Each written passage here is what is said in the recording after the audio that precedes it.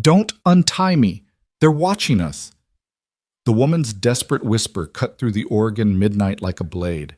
Daniel Hayes gripped his steering wheel, his feverish sun burning up in the back seat as his headlights illuminated the impossible.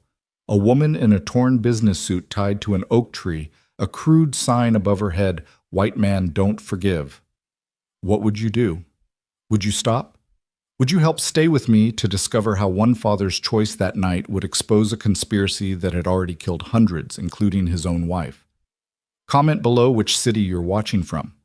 Let's see how far this story reaches. The fever had come on suddenly just after dinner. One moment, 8-year-old Tommy Hayes was helping his father clear the table in their modest Oregon home, and the next he was burning up his small body, trembling with chills that no amount of blankets could chase away. Daniel Hayes had waited exactly 30 minutes, watching the clock, pressing cool washcloths to his son's forehead, whispering the same reassurances his late wife Rachel would have offered before making the decision to drive to the emergency room in Cascade Falls, 20 miles away. It was 11:47 p.m. when Daniel loaded Tommy into the back seat of his aging Ford pickup. The boy wrapped in his mother's quilt, the one that still carried the faint scent of her lavender perfume 18 months after the cancer had taken her. The rural Oregon back roads were empty, dark ribbons, cutting through towering Douglas firs that blocked out even the starlight. Daniel drove carefully but urgently, one eye on the speedometer, the other flicking to the rearview mirror where Tommy lay curled on his side, whimpering softly. "Almost there, buddy, Toms," Daniel murmured, though they were still 12 miles from town. "The doctors will fix you right up. Remember when you broke your arm last summer? They had you patched up in no time." Tommy didn't respond, lost in the haze of fever. Daniel pressed harder on the accelerator, the truck's engine groaning in protest. He'd meant to get it serviced last month, but overtime at Riverbend Industries had been mandatory again. Not that he was complaining. Single fathers couldn't afford to be picky about extra hours, even if it meant breathing in sawdust and chemicals 60 hours a week at the mill that employed half of Havens Grove. The headlights swept around a sharp curve and Daniel instinctively hit the brakes. Their illuminated in the harsh white glare like some macabre theater production was a sight that made his blood freeze. An enormous oak tree stood alone in a small clearing just off the road, its gnarled branches reaching toward the sky like arthritic fingers. But it wasn't the tree that made Daniel's heart race, it was what was attached to it. A woman was tied to the trunk, her arms pulled back around the massive tree, her wrists bound with rough rope that had left dark stains on her torn silk blouse.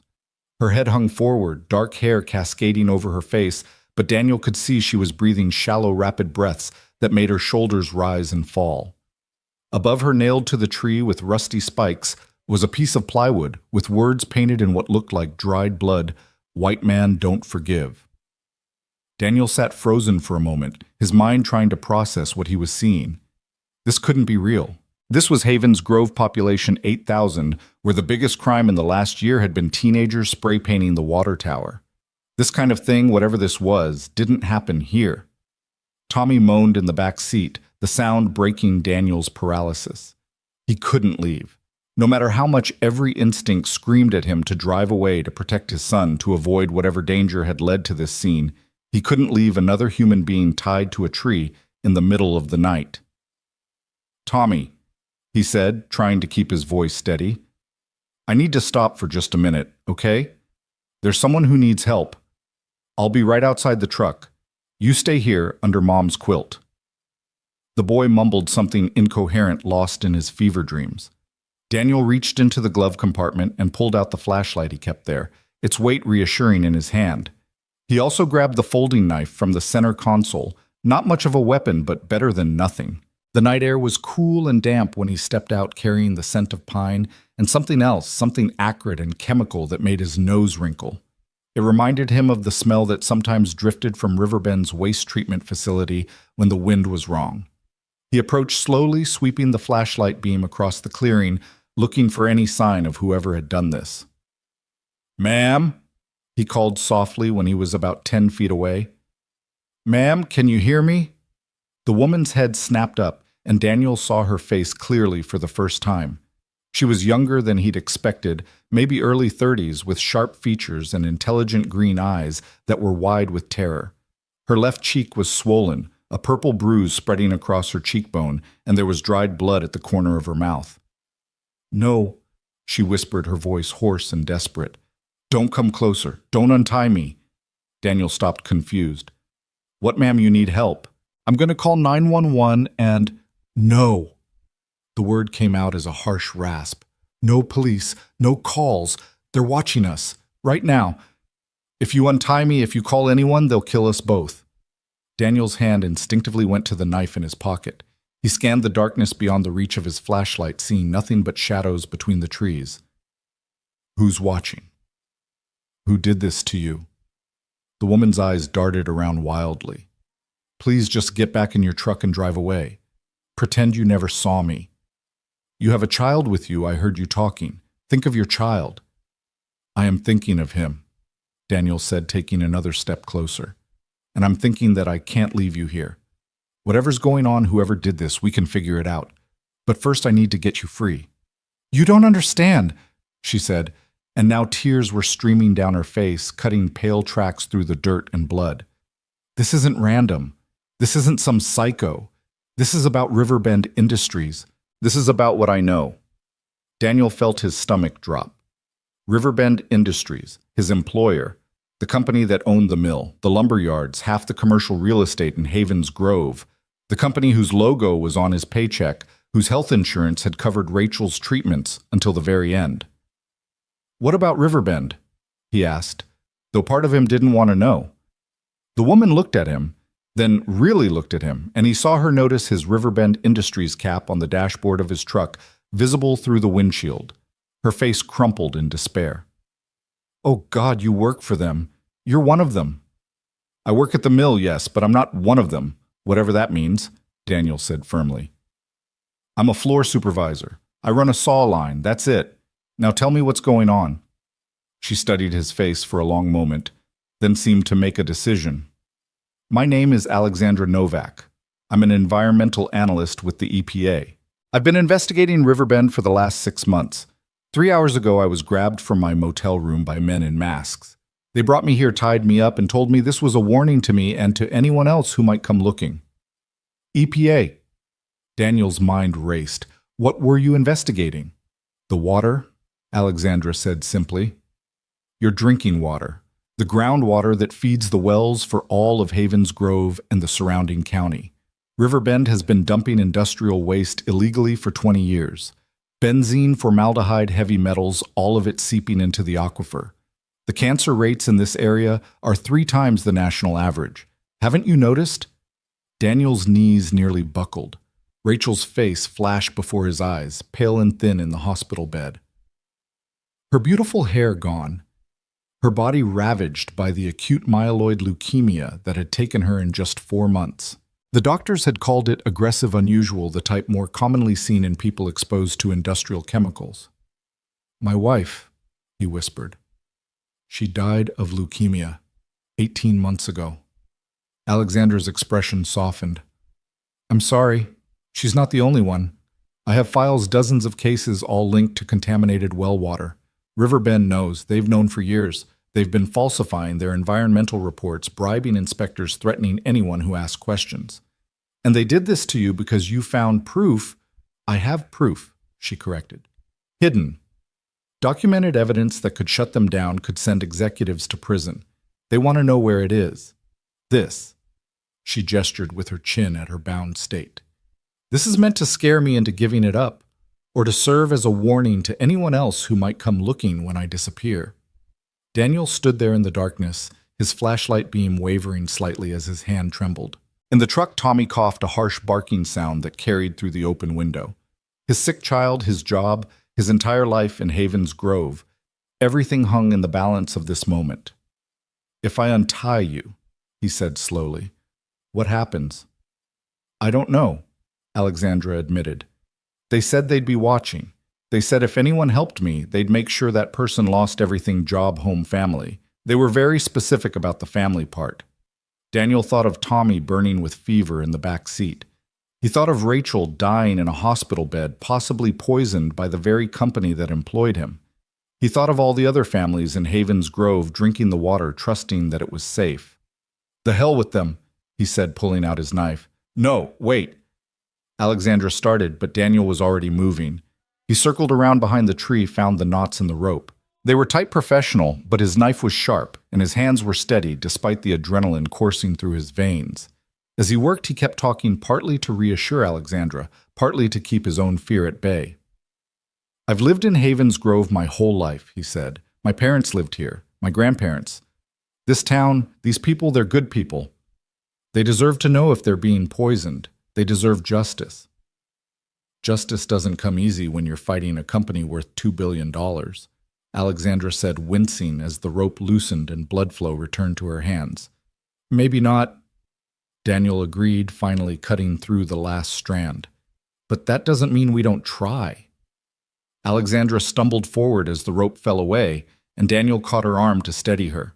She was shorter than he'd realized, barely coming up to his shoulder, but there was a strength in her eyes that hadn't been broken by whatever ordeal she'd endured. You have a sick child, she said, nodding toward the truck. You should take him to the hospital and forget you ever saw me. I can take care of myself from here. No offense, ma'am, but you were just tied to a tree, Daniel pointed out. Your car... They took it, along with my phone, my laptop, everything except... She paused, her hand going to her collar.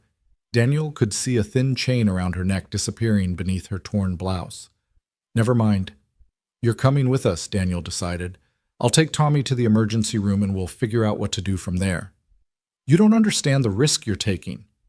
I understand that my wife might have died because of contaminated water, Daniel said harshly. I understand that my son drinks that same water every day. I understand that someone tied you to a tree because you were trying to expose the truth. That's all I need to understand. They moved toward the truck, Alexandra limping, slightly favoring her left ankle. Daniel kept his flashlight moving, scanning the darkness, but he saw no one. If they were being watched, the watchers were keeping their distance. When they reached the truck, Daniel opened the passenger door for Alexandra, then checked on Tommy in the back. The boy's fever seemed to have broken. He was sleeping more peacefully now, though his face was still flushed. He's beautiful, Alexandra said softly. How old? 8, Daniel replied, pulling back onto the road. His name's Tommy. He's all I have left. They drove in silence for a few minutes, the truck's headlights cutting through the darkness. Daniel kept checking his mirrors, looking for any sign they were being followed, but the road remained empty. The evidence you mentioned, he said finally. Where is it? Alexandra was quiet for so long he thought she wouldn't answer. Then she reached inside her collar and pulled out the chain he'd noticed earlier. Hanging from it was a small USB drive no bigger than his thumbnail. Everything's on here, she said. 20 years of documents, internal memos, lab reports, showing the real contamination levels, records of bribes, even recorded conversations of executives discussing the cover-up. I encrypted it and uploaded copies to secure cloud servers, but this is the physical proof. How did you get all that? I had help. Someone on the inside, someone with access who couldn't stand the guilt anymore. They're dead now. Car accident 3 weeks ago, just 2 days after they gave me the last batch of files. Daniel's hands tightened on the steering wheel. Murder. Probably, but made to look accidental. These people don't leave loose ends. She tucked the USB drive back under her shirt. Which is why you should drop me at the hospital entrance and drive away. Take your son home, go to work tomorrow like nothing happened. Live your life. Live my life, Daniel repeated bitterly. In a town that's being poisoned, working for the company that's doing it. What kind of life is that? A safe one. A living one. They were approaching the outskirts of Cascade Falls now. Streetlights beginning to appear, the occasional house with windows glowing warmly in the night. Normal life, Daniel thought. Normal people living normal lives, not knowing that their water might be killing them slowly and visibly. My wife was 34 when she died, he said quietly. 34 years old, healthy, her whole life never smoked, rarely drank, exercised every day. 4 months from diagnosis to death. The doctors couldn't explain why the cancer was so aggressive. Now maybe I know. I'm sorry, Alexandra said again, and he could hear the genuine sympathy in her voice. But bringing down Riverbend won't bring her back. No, Daniel agreed. But it might save others. It might mean Tommy doesn't lose his father the same way he lost his mother. It might mean other kids don't have to grow up without parents. The emergency room entrance was ahead now, brightly lit an ambulance parked outside. Daniel pulled into a parking space and turned off the engine. For a moment they sat in silence, both understanding that once they walked through those doors, there would be no going back. "I have a plan," Alexandra said suddenly. "Or the beginning of one. But I need help. I need someone who knows the town knows the people, someone who works at Riverbend who could get me inside access." "That's insane. After what they did to you tonight. They were trying to scare me off. It didn't work. If anything, it proved how desperate they are, how close I am to exposing everything." She turned to face him fully. "Look, I understand if you can't help. You have Tommy to think about. But if you're serious about wanting justice for your wife, for everyone who's been hurt, then I need you to think about something." "What?" "Tomorrow, you'll go to work like normal. You'll clock in, do your job, act like nothing's happened. But you'll also be my eyes and ears inside Riverbend. You'll help me understand their security, their routines, their weak points. And when the time is right, when I have everything I need, we'll bring them down together." Daniel looked at Tommy in the back seat, his innocent face peaceful in sleep. He thought about all the other children in Havens Grove playing in yards, watered with contaminated water, brushing their teeth with it, drinking it every day of their lives. He thought about Rachel, how she'd want him to be brave to do the right thing, even when it was dangerous. "Okay," he said, "but we do this smart. No unnecessary risks. Tommy's already lost his mother. He's not losing his father, too." "Agreed," Alexandra said. She held out her hand and he shook it, her grip surprisingly firm despite everything she'd been through. "Partners. Partners." They got out of the truck, Daniel carefully lifting Tommy into his arms. The boy stirred but didn't wake, his head resting on his father's shoulder. As they walked toward the emergency room entrance, Alexandra limping beside them, Daniel noticed a black SUV parked across the street, its windows tinted, engine running. "Don't look," Alexandra murmured. "Just keep walking." They entered the hospital, the bright fluorescent lights making them both squint. The triage nurse looked up, took in Alexandra's torn clothes and bruised face, Tommy's feverish appearance, and immediately called for assistance. "What happened?" the nurse asked, already moving toward them. "Car accident," Alexandra said smoothly. "Hit a deer on Route 26. This man stopped to help. His son's sick fever, possible flu." The nurse nodded, not questioning the story. This was rural Oregon. Deer accidents were common enough. "We'll get you both treated right away. Sir, bring your son this way." "Ma'am, can you walk?" "I can manage," Alexandra said. As medical staff converged on them, separating them into different examination areas, Alexandra caught Daniel's eye. "Tomorrow," she mouthed silently. Daniel nodded, following a nurse who was already fussing over Tommy, taking his temperature, checking his vitals. As he settled his son onto an examination bed, Daniel's mind was racing. Tomorrow, he would go to work at Riverbend Industries. Tomorrow, he would begin a dangerous game of deception that could cost him everything. But tonight, he had saved a woman's life. Tonight, he had learned the possible truth about his wife's death. Tonight, everything had changed. A doctor entered the room, introducing himself as Dr. Martinez, and began examining Tommy. Daniel answered the routine questions when the fever started. Any other symptoms, medical history. But his thoughts kept returning to Alexandra's words. 20 years of contamination. How many people had died? How many were sick right now and didn't know why? "Mr. Hayes," Dr. Martinez was saying, "did you hear me? I said Tommy's going to be fine. It's just a viral infection. We'll give him some fluids medication to bring down the fever, and you can take him home in a few hours." "Thank you." Daniel managed relief flooding through him. At least this Tommy's illness wasn't connected to the water. Not yet, anyway. As the doctor left and a nurse set up an IV for Tommy, Daniel pulled out his phone. He had 17 missed calls from work, the night shift supervisor wondering where he was. He was supposed to have been there an hour ago for overtime. He sent a quick text about Tommy being sick, then put the phone away. Through the small window in the door, he could see down the hall to where Alexandra was being treated. A police officer had arrived and was speaking with her, taking notes.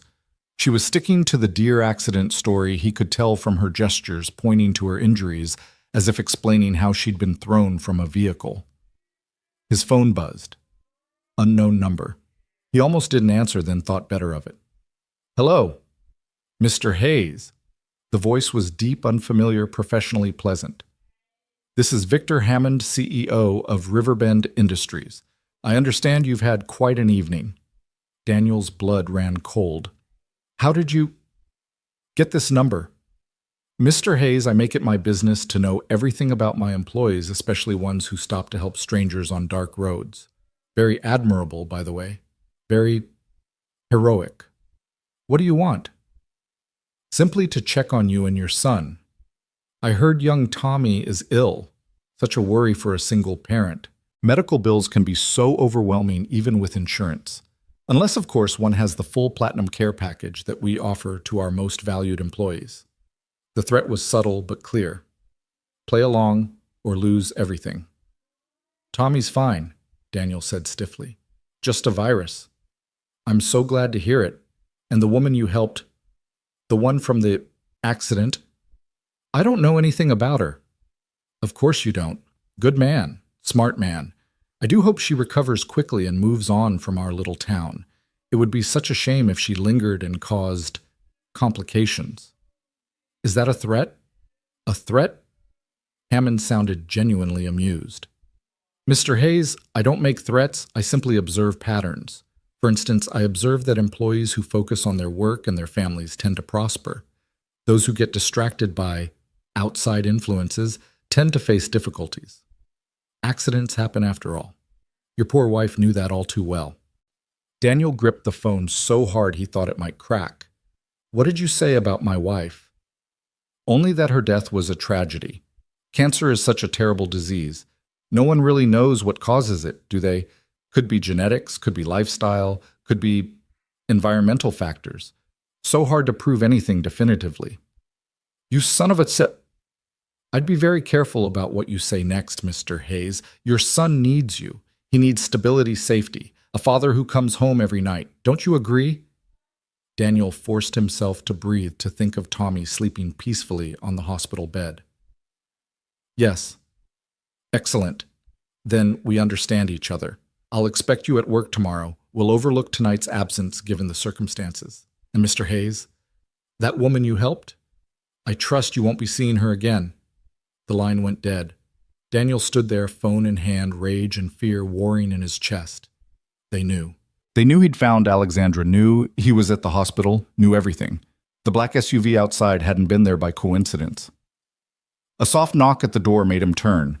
Alexandra stood there, a bandage on her cheek, her ankle wrapped, wearing a hospital gown instead of her torn clothes. "We need to talk," she said quietly, closing the door behind her. "They know," Daniel said immediately. "Victor Hammond just called me, CEO of Riverbend. He knows I helped you." Alexandra's face paled, but her jaw set determinedly. "Then we move faster than planned. How much do you know about Riverbend's computer systems?" "What, I'm a floor supervisor, not IT." "But you have access to the building, to the computers. You have a login and password." "Yes, but that's all I need. Tomorrow you're going to plug this into any computer connected to their network." She pulled a second USB drive from somewhere Daniel didn't want to know where she'd been hiding it. "It's a program that will give me remote access to their servers. I can download everything: emails, financial records, documentation they thought they deleted." "That's illegal." "So is poisoning an entire town. So is murder. So is what they did to me tonight." She stepped closer and he could see the fierce determination in her eyes. "They've already threatened you. They've already made you a target. The only way out now is through. We get enough evidence to bring in federal authorities, too much evidence for them to bury or buy their way out of." Daniel looked at Tommy, then back at Alexandra. "If they catch me, they won't. The program is invisible, untraceable. It'll look like normal system operations. You plug it in, leave it for 30 seconds, take it out. That's it. And then I gather everything I need, we compile it with what I already have, and we take it to the FBI, the EPA, the media, everyone at once. They can't fight on all fronts simultaneously." Daniel took the USB drive, feeling its weight negligible, physically enormous in terms of what it represented. "There's something else. Hammond mentioned my wife implied they knew something about her cancer. Do you think, could they have deliberately? Alexandra's expression was grim. I've seen cases where whistleblowers or problematic employees developed sudden health issues. It's almost impossible to prove deliberate poisoning, especially with something that causes cancer over time. But given what I know about Riverbend's practices, I wouldn't rule it out. The rage that had been simmering in Daniel's chest crystallized into cold determination. Tomorrow. I'll do it tomorrow. Are you sure?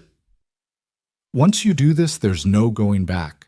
Daniel looked at his sleeping son, thought of his dead wife, thought of all the families in Havens Grove who didn't know they were being slowly poisoned. I'm sure. Alexandra reached out and squeezed his hand. Thank you. I know this isn't what you signed up for when you stopped to help me. Maybe it is, Daniel said. Maybe this is exactly what I signed up for. Rachel always said things happen for a reason. Maybe the reason I found you tonight was to finally get justice for her, for everyone. Before Alexandra could respond, the door opened and the nurse returned checking Tommy's IV and vitals. Alexandra slipped out, returning to her own examination room. Daniel settled into the chair beside his son's bed, his mind racing with plans and possibilities. Tomorrow would change everything. Tomorrow, he would walk into Riverbend Industries not as Daniel Hayes' floor supervisor, but as Daniel Hayes' spy. The thought should have terrified him. Instead, for the first time since Rachel's death, he felt a sense of purpose. As Tommy stirred in his sleep, Daniel reached out and brushed the hair from his son's forehead. I'm going to make this right, buddy, he whispered. For Mom, for you, for everyone. I promise. Outside, the black SUV still sat in the parking lot waiting, watching. But Daniel was no longer afraid. They had made a crucial mistake in threatening him and invoking Rachel's memory. They had transformed his fear into fury, his doubt into determination. The war for Havens Grove had begun. The morning came too quickly. Daniel hadn't slept, spending the remaining hours at the hospital, watching Tommy's fever break completely, then driving home as dawn painted the Oregon sky in shades of gray and pink. The USB drive Alexandra had given him felt like it was burning a hole in his pocket. He'd transferred it to his wallet, tucked behind an old photo of Rachel, the two items that represented his past and future, sitting side by side. Tommy was still weak but improving, and Daniel called Mrs. Chen from next door to watch him for the day. She arrived at 7:30 carrying a pot of homemade soup and clucking sympathetically over Tommy's pale complexion. You sure you have to work today? She asked, settling Tommy on the couch with cartoons and orange juice. That mill won't fall apart without you for one day. Bills don't pay themselves, Daniel said, though the real reason sat hidden in his wallet. I'll try to get home early. But The drive to Riverbend Industries took 20 minutes along the same road where he'd found Alexandra less than 12 hours ago. In daylight, the oak tree stood innocent and unremarkable, no sign of the horror it had witnessed except for some scuff marks in the dirt and the nail holes where the sign had been. Someone had cleaned up quickly and efficiently. The mill sprawled across 40 acres on the outskirts of Havens Grove, a massive complex of buildings, warehouses, and processing facilities. The main gate guard, Pete Morrison, waved him through with barely a glance. Just another day, Daniel told himself. Just another normal day. Except nothing was normal anymore. As he parked in his usual spot, Daniel noticed things he'd never paid attention to before. The security cameras at every corner, the black SUVs in the executive parking area, the way the administrative building's windows were all tinted, preventing anyone from seeing inside. Hayes, the voice made him jump. Ron Kowalski, his shift supervisor, was walking toward him, coffee in hand. Heard your boy was sick last night. Everything okay? Yeah, just a virus. He's better this morning. Ron nodded, but Daniel noticed he wasn't quite meeting his eyes. Hammond wants to see you in his office. Now. Daniel's stomach clenched. What about? Didn't say, just said to send you up as soon as you arrived. Ron paused, then added quietly, Be careful, Dan. Something's going on. There have been suits crawling all over the place since yesterday. The executive floor of the administrative building was a different world from the mill floor. Thick carpets, muffled footsteps, abstract art decorated the walls, and the air smelled of expensive cologne instead of sawdust and chemicals. Daniel had only been up here twice before, once when he was promoted to supervisor, once for Rachel's funeral, when Hammond had personally offered his condolences. Hammond's secretary, a severe-looking woman named Margaret, gestured him toward the massive oak doors without looking up from her computer. "He's expecting you." Victor Hammond's office was designed to intimidate. Floor-to-ceiling windows overlooked the entire mill complex. The desk was a massive slab of polished wood that probably cost more than Daniel made in a year. And behind it sat Hammond himself, 60 years old, silver-haired, with the kind of tan that came from golf courses and yacht clubs rather than honest work. "Daniel," Hammond said warmly, rising to shake his hand. His grip was firm, his smile practiced. "Please sit. Can I get you anything, coffee, water?" "I'm fine." "Of course. How's Tommy feeling? Better, I hope." "Much better, thank you." Hammond settled back in his leather chair, steepling his fingers. "Good, good. Family health is so important. It's why we provide such comprehensive insurance coverage for our employees." He paused, letting that sink in. "I wanted to speak with you about last night. I told you on the phone I don't know anything about—" Hammond held up a hand.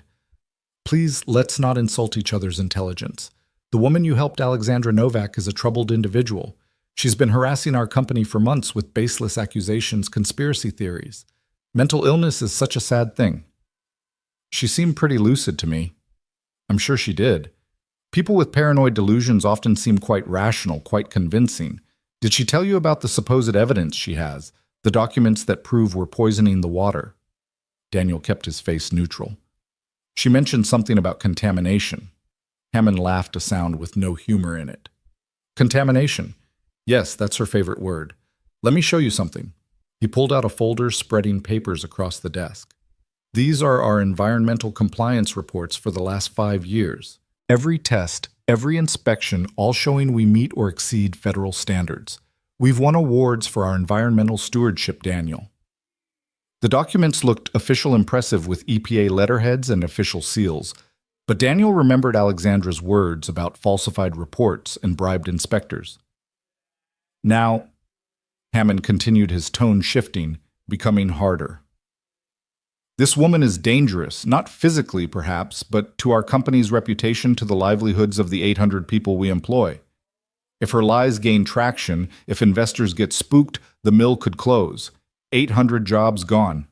The economic backbone of Havens Grove shattered." "So you had her tied to a tree?" Hammond's eyes flashed dangerously. "That's a serious accusation, Mr. Hayes. Do you have any proof of that? Any evidence that anyone from Riverbend was involved in whatever happened to Ms. Novak?" Daniel said nothing. "I thought not. For all we know, she staged the whole thing herself. Wouldn't be the first time an activist created a fake attack for attention." Hammond stood, moving to the window. "I built this company from nothing. My father worked in these mills when they were just a few buildings and a dream. I've devoted my life to providing jobs, supporting this community. I won't let some outsider with an agenda destroy that." "What do you want from me?" Hammond turned back, his expression paternal. "I want you to be smart. I want you to think about what's best for Tommy, for your future. And I want you to tell me if Miss Novak contacts you again. And if she doesn't, then we forget this conversation ever happened. You continue being one of our most valued supervisors. In fact, I've been thinking about promoting you to shift manager. Comes with a substantial raise, enough that you could move to a better neighborhood, maybe one with newer pipes, better water." The implication was clear. Play along and prosper. Resist and suffer. Daniel stood. "Is that all?" "One more thing." Hammond returned to his desk, pulling out a photograph. It was Daniel and Alexandra at the hospital, taken from a distance, but clear enough. "We know she gave you something. Something small, electronic perhaps. I'd very much like to know what that was." "She didn't give me anything." Hammond studied him for a long moment. "Very well. But Daniel, understand this. I know everything that happens in my company. Every computer login, every file accessed, every USB port that's used. If someone were to try something foolish like uploading malware or stealing data, I would know instantly, and the consequences would be severe." The threat hung in the air between them. Daniel nodded once and left his heart pounding.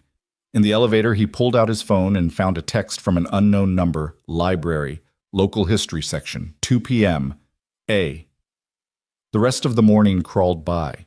Daniel went through the motions of his job supervising the saw line checking quality control filing reports, but his mind was elsewhere processing what Hammond had said. They were watching the computers. Any attempt to use Alexandra's USB drive would be detected immediately. At lunch, instead of eating in the break room as usual, Daniel drove to Havens Grove Public Library. He wasn't meeting Alexandra until 2, but he needed time to think. The library was quiet, mostly empty except for a few retirees reading newspapers and a mother with young children in the picture book section. Daniel found himself in the periodical archives pulling out newspapers from 18 months ago, around the time Rachel got sick. He'd been too devastated then to pay attention to anything beyond her illness, but now he looked with fresh eyes. There it was buried on page 6, cancer rates in Havens Grove continue rising. The article quoted health officials calling it a statistical anomaly and recommending more study. He pulled more papers going back years. The pattern was there if you looked for it. Rising cancer rates. Unusual illnesses all explained away as coincidence or lifestyle factors. Never once was Riverbend Industries mentioned as a possible cause. Finding some interesting reading, Daniel looked up to find Alexandra standing beside him. She looked different.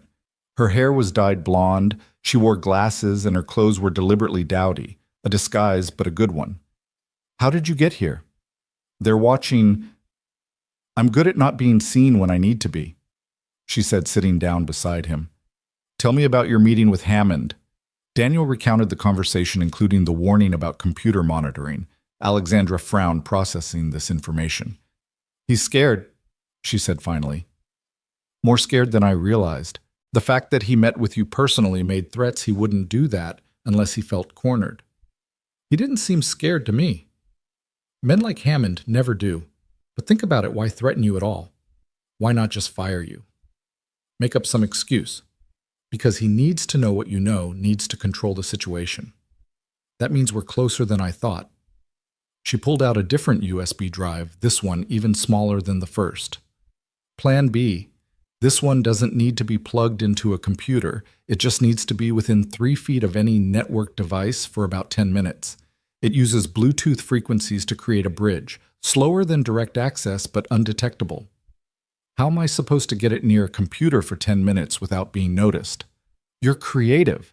Maybe during a meeting in the conference room, slip it behind a picture frame, or in the break room near the communal computer. Even better, if you can get it near Hammond's office, his secretary's desk would be perfect. Daniel took the device, noting how it looked exactly like a broken piece of plastic. Nothing suspicious at all. This is insane. If they catch me, they won't. And Daniel, I found something else last night. Alexandra pulled out a folder from her bag. After I left the hospital, I went to the county records office.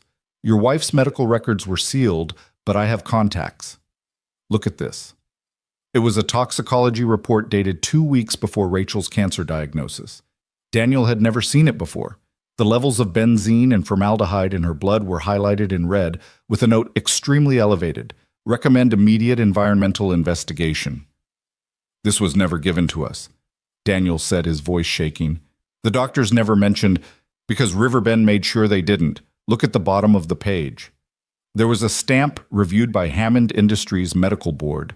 No action required. They have their own medical board. Daniel was incredulous. They have their fingers in everything. The hospital board, the city council, the police department. Havens Grove isn't just a company town, it's their kingdom, and Hammond is the king.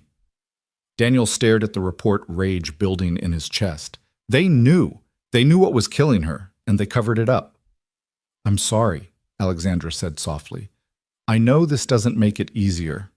No, it makes it clearer. Daniel pocketed the USB device. I'll plant this today, whatever it takes. Be careful. If Hammond suspects you're working with me, I know the risks. Daniel stood. There's something else. Hammond mentioned other suits being around the mill. Have you contacted anyone else? Alexandra frowned. No, just you. That's concerning. Either their internal security or... She paused, thinking. Or someone else is investigating them. FBI maybe, or another federal agency. That could be good for us, or very bad if Riverbend is preparing to destroy evidence. They agreed to meet again that evening at a truck stop 20 miles outside town. Daniel returned to work, the tiny USB device feeling enormous in his pocket. He spent the afternoon observing planning, looking for the perfect opportunity. It came at 3:45. Margaret Hammond's secretary left her desk for her afternoon break. Always exactly 15 minutes, always to the executive bathroom, where she smoked a cigarette by the window, thinking no one knew. Daniel had been called to fix a problem with the saw line that required him to get authorization from the front office. The security guard at the executive floor knew him, waved him through. The hallway was empty. Daniel moved quickly but casually like he belonged there. At Margaret's desk, he pretended to look for a form while slipping the USB device behind her computer monitor, wedged against the wall where it wouldn't be seen. The whole thing took less than 30 seconds. He was halfway to the elevator when Hammond's office door opened. The CEO emerged with two men in dark suits, definitely federal agents of some kind, their bearing screaming government. Daniel busied himself with a bulletin board, pretending to read safety notices. "We appreciate your cooperation, Mr. Hammond," one of the agents was saying. "We'll be in touch if we need anything else."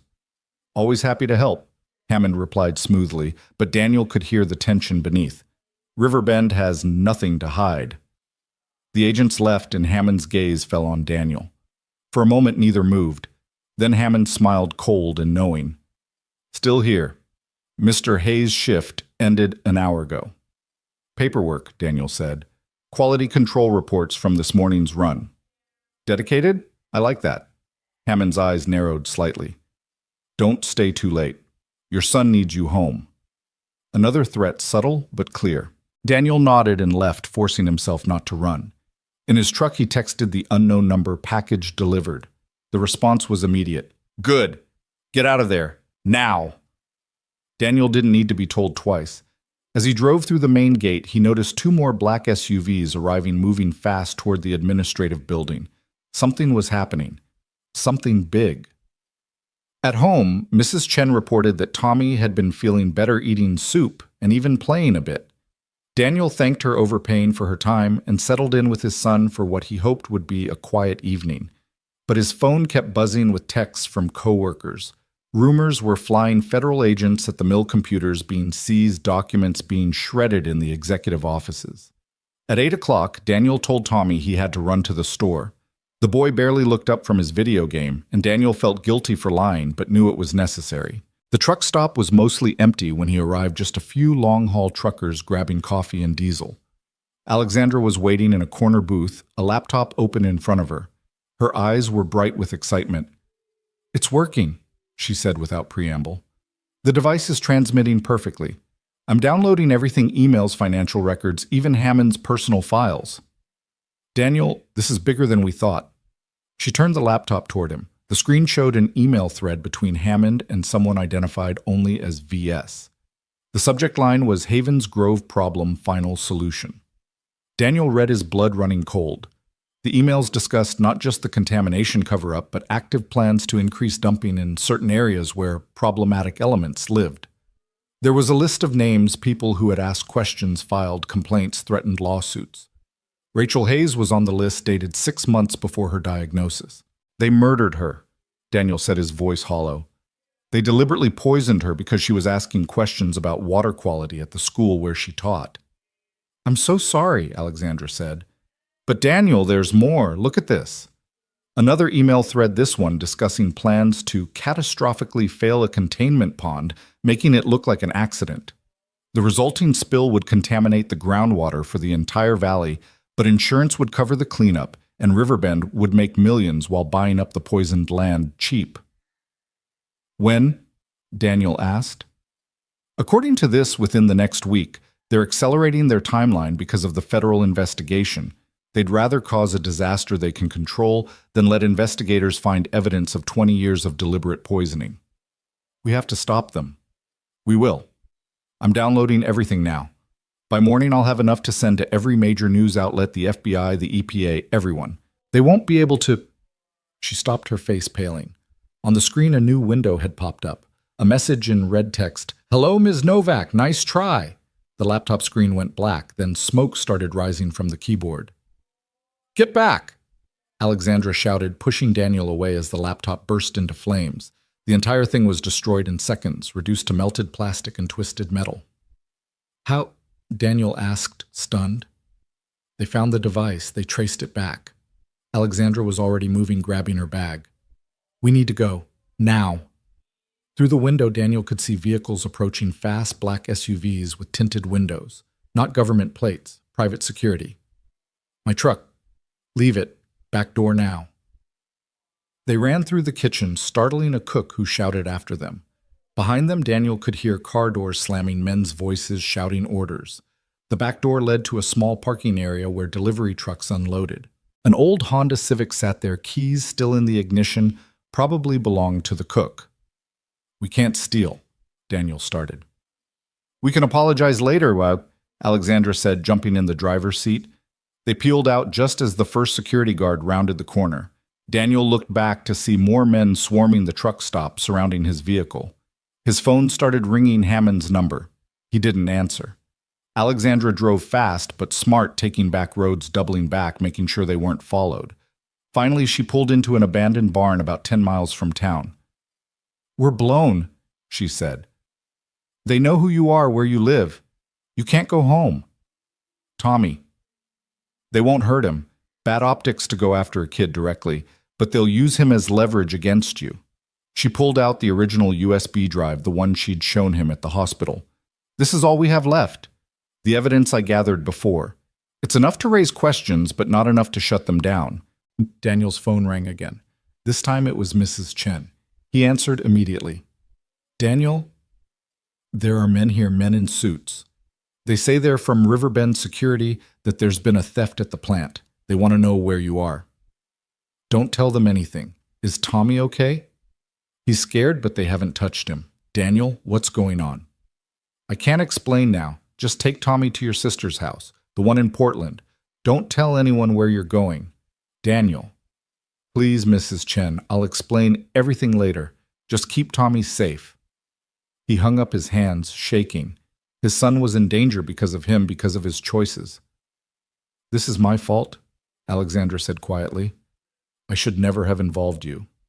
"No," Daniel said firmly. "This started long before you arrived. It started when they poisoned my wife, when they decided profit was worth more than lives. We're going to finish this." "How? We've lost the data. They know who we are. They have all the resources." "But they're scared," Daniel interrupted. "Hammond is terrified. You said so yourself. And those federal agents, they're already investigating. We just need to get them the right information, point them in the right direction." Alexandra was quiet for a moment, then pulled out a phone Daniel hadn't seen before, a burner probably. "I have a contact at the FBI, someone I trust. But if we go to them, we're putting ourselves completely in their hands. No going back." "There's already no going back," Daniel pointed out. "Make the call." As Alexandra dialed, Daniel looked out through the barn's broken windows at the lights of Haven's Grove in the distance. Somewhere in that town, his son was being hidden away by a kindly neighbor. Somewhere, Hammond was mobilizing his resources, preparing to crush anyone who threatened his empire. And somewhere in the ground beneath all of it, toxins continued to seep into the water supply, a slow-motion murder weapon that had been killing for 20 years. The call connected, and Alexandra started talking rapidly, explaining the situation. Daniel only half listened his mind on Tommy, on Rachel, on all the families who didn't yet know they were being poisoned. Tomorrow the news would break. Tomorrow the fight would truly begin. But tonight, in this abandoned barn with corporate killers hunting them, Daniel made a promise to himself and to Rachel's memory, no matter what it cost him, no matter what he had to sacrifice. Riverbend Industries would pay for what they'd done. Victor Hammond thought he owned Haven's Grove, thought he could poison and murder with impunity. He was about to learn how wrong he was. Alexandra ended the call. "They're sending agents. They'll meet us at the state police barracks in Cascade Falls. We'll be in protective custody until this is over. And then we testify. We provide what evidence we have, and we hope it's enough." They got back in the stolen Honda, Alexandra driving again. As they headed toward Cascade Falls, Daniel's phone buzzed with a text from Mrs. Chen. "Safe in Portland with T. He's asking for you. Daniel typed back, "Tell him I love him. Tell him I'm making things right." The highway stretched ahead, dark and uncertain. Behind them, Havens Grove slept, unaware that its darkest secret was about to be exposed. The contaminated water still flowed, the mill still stood. Hammond still ruled his poisoned kingdom. But not for much longer. The federal agents were waiting at the state police barracks, grim-faced men and women who took their statements with professional detachment. Daniel told them everything, finding Alexandra. The meeting with Hammond, the murdered whistleblower, the plan to cause a catastrophic spill. Alexandra provided the USB drive with her original evidence. "It's enough to get warrants," the lead agent. A woman named Sarah Chen told them. "But we'll need more to make charges stick. Hammond has expensive lawyers, political connections. This is going to be a fight." "I'm ready," Daniel said. Agent Chen studied him. "You sure about that? Once we move on, this Hammond will throw everything he has at destroying you. Your reputation, your credibility, everything."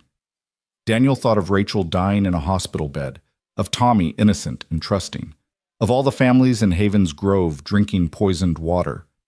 "I'm sure," he said. As dawn broke over, Oregon federal agents prepared to raid Riverbend Industries.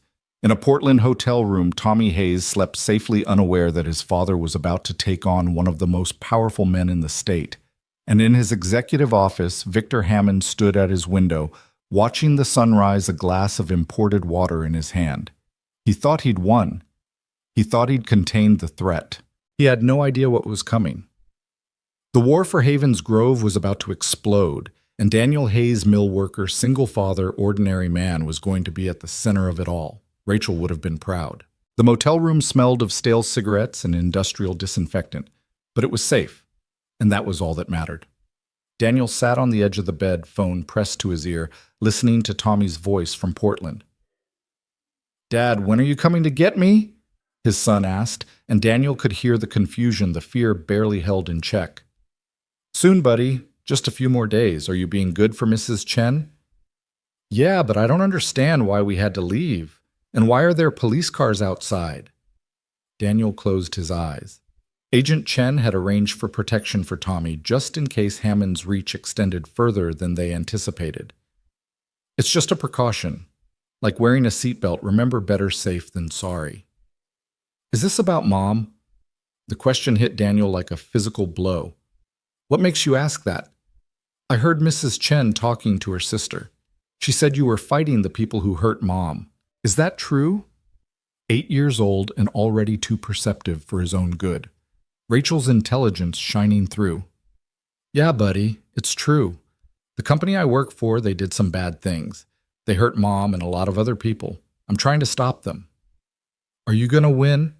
Daniel looked across the room, where Alexandra was hunched over a laptop, one the FBI had provided, going through financial records with Agent Chen. 3 days had passed since their midnight flight from Havens Grove. 3 days of depositions, evidence review, and strategic planning. The raid on Riverbend had been postponed twice, Hammond's lawyers filing injunctions, calling in political favors, buying time. "I'm going to try my best," Daniel told his son. "That's all any of us can do." After saying goodbye to Tommy, Daniel joined Alexandra and Agent Chen at the small table that served as their makeshift command center. Chen was on her phone, her face grim. "Understood," she said, then hung up. "That was my supervisor. Hammond's lawyers just filed another motion. They're claiming the evidence was obtained illegally, that Ms. Novak essentially burglarized their facilities." "That's ridiculous," Alexandra protested. "I was investigating environmental crimes." "Without a warrant, without official EPA backing," Chen interrupted. "You were technically a private citizen engaged in corporate espionage. At least that's what they're arguing." Daniel felt the familiar sinking sensation that had become his constant companion. Every time they seemed to make progress, Hammond found another way to block them. "There is some good news," Chen continued. "The lab results came back on those water samples you collected, Ms. Novak. The contamination levels are off the charts. Benzene at 40 times the legal limit, formaldehyde at 60 times. It's enough to force an immediate health advisory." "When?" Alexandra asked. "Today. The EPA is issuing an emergency order advising all residents of Havens Grove and surrounding areas to stop using tap water immediately. Bottled water is being trucked in as we speak. Daniel thought of all the families who'd been drinking that water for years, decades even. It's too late for so many people. But not for everyone, Alexandra said, placing a hand on his arm. We're stopping it now. That matters. Chen's phone rang again. She answered, listened, and her expression shifted from professional to shocked. How many Jesus Christ, we're on our way. She hung up and stood immediately. There's been an incident at Riverbend. The containment pond, the one they were planning to fail, it's breached. The spill is massive. Daniel was on his feet instantly. Hammond did it. He triggered it early. Maybe. Or maybe it failed naturally. Either way, hazmat teams are en route, but it's bad. Really bad. The contamination is flowing directly into Salmon Creek, which feeds the municipal water supply for 3 towns. Chen grabbed her jacket. I need you both to come with me. If this was deliberate, your testimony about the emails discussing this exact scenario becomes crucial. The drive back to Havens Grove took 2 hours, and with each mile the reality of the situation became clearer. Emergency vehicles screamed past them, heading the same direction. Radio reports spoke of evacuations of a toxic plume spreading downstream of fish dying by the thousands. As they crested the hill overlooking the valley, Daniel saw a black scar across the landscape where the containment pond had been. The breach had carved a canyon of poisoned earth, and at its end, Salmon Creek ran dark with contamination. The mill itself was surrounded by emergency vehicles, their lights creating a constellation of red and blue against the gray morning sky. My God, Alexandra whispered. It's worse than I imagined. Chen's phone hadn't stopped ringing. She coordinated with other agents, with EPA officials, with state police. Finally, she turned to them. Hammond's at the mill.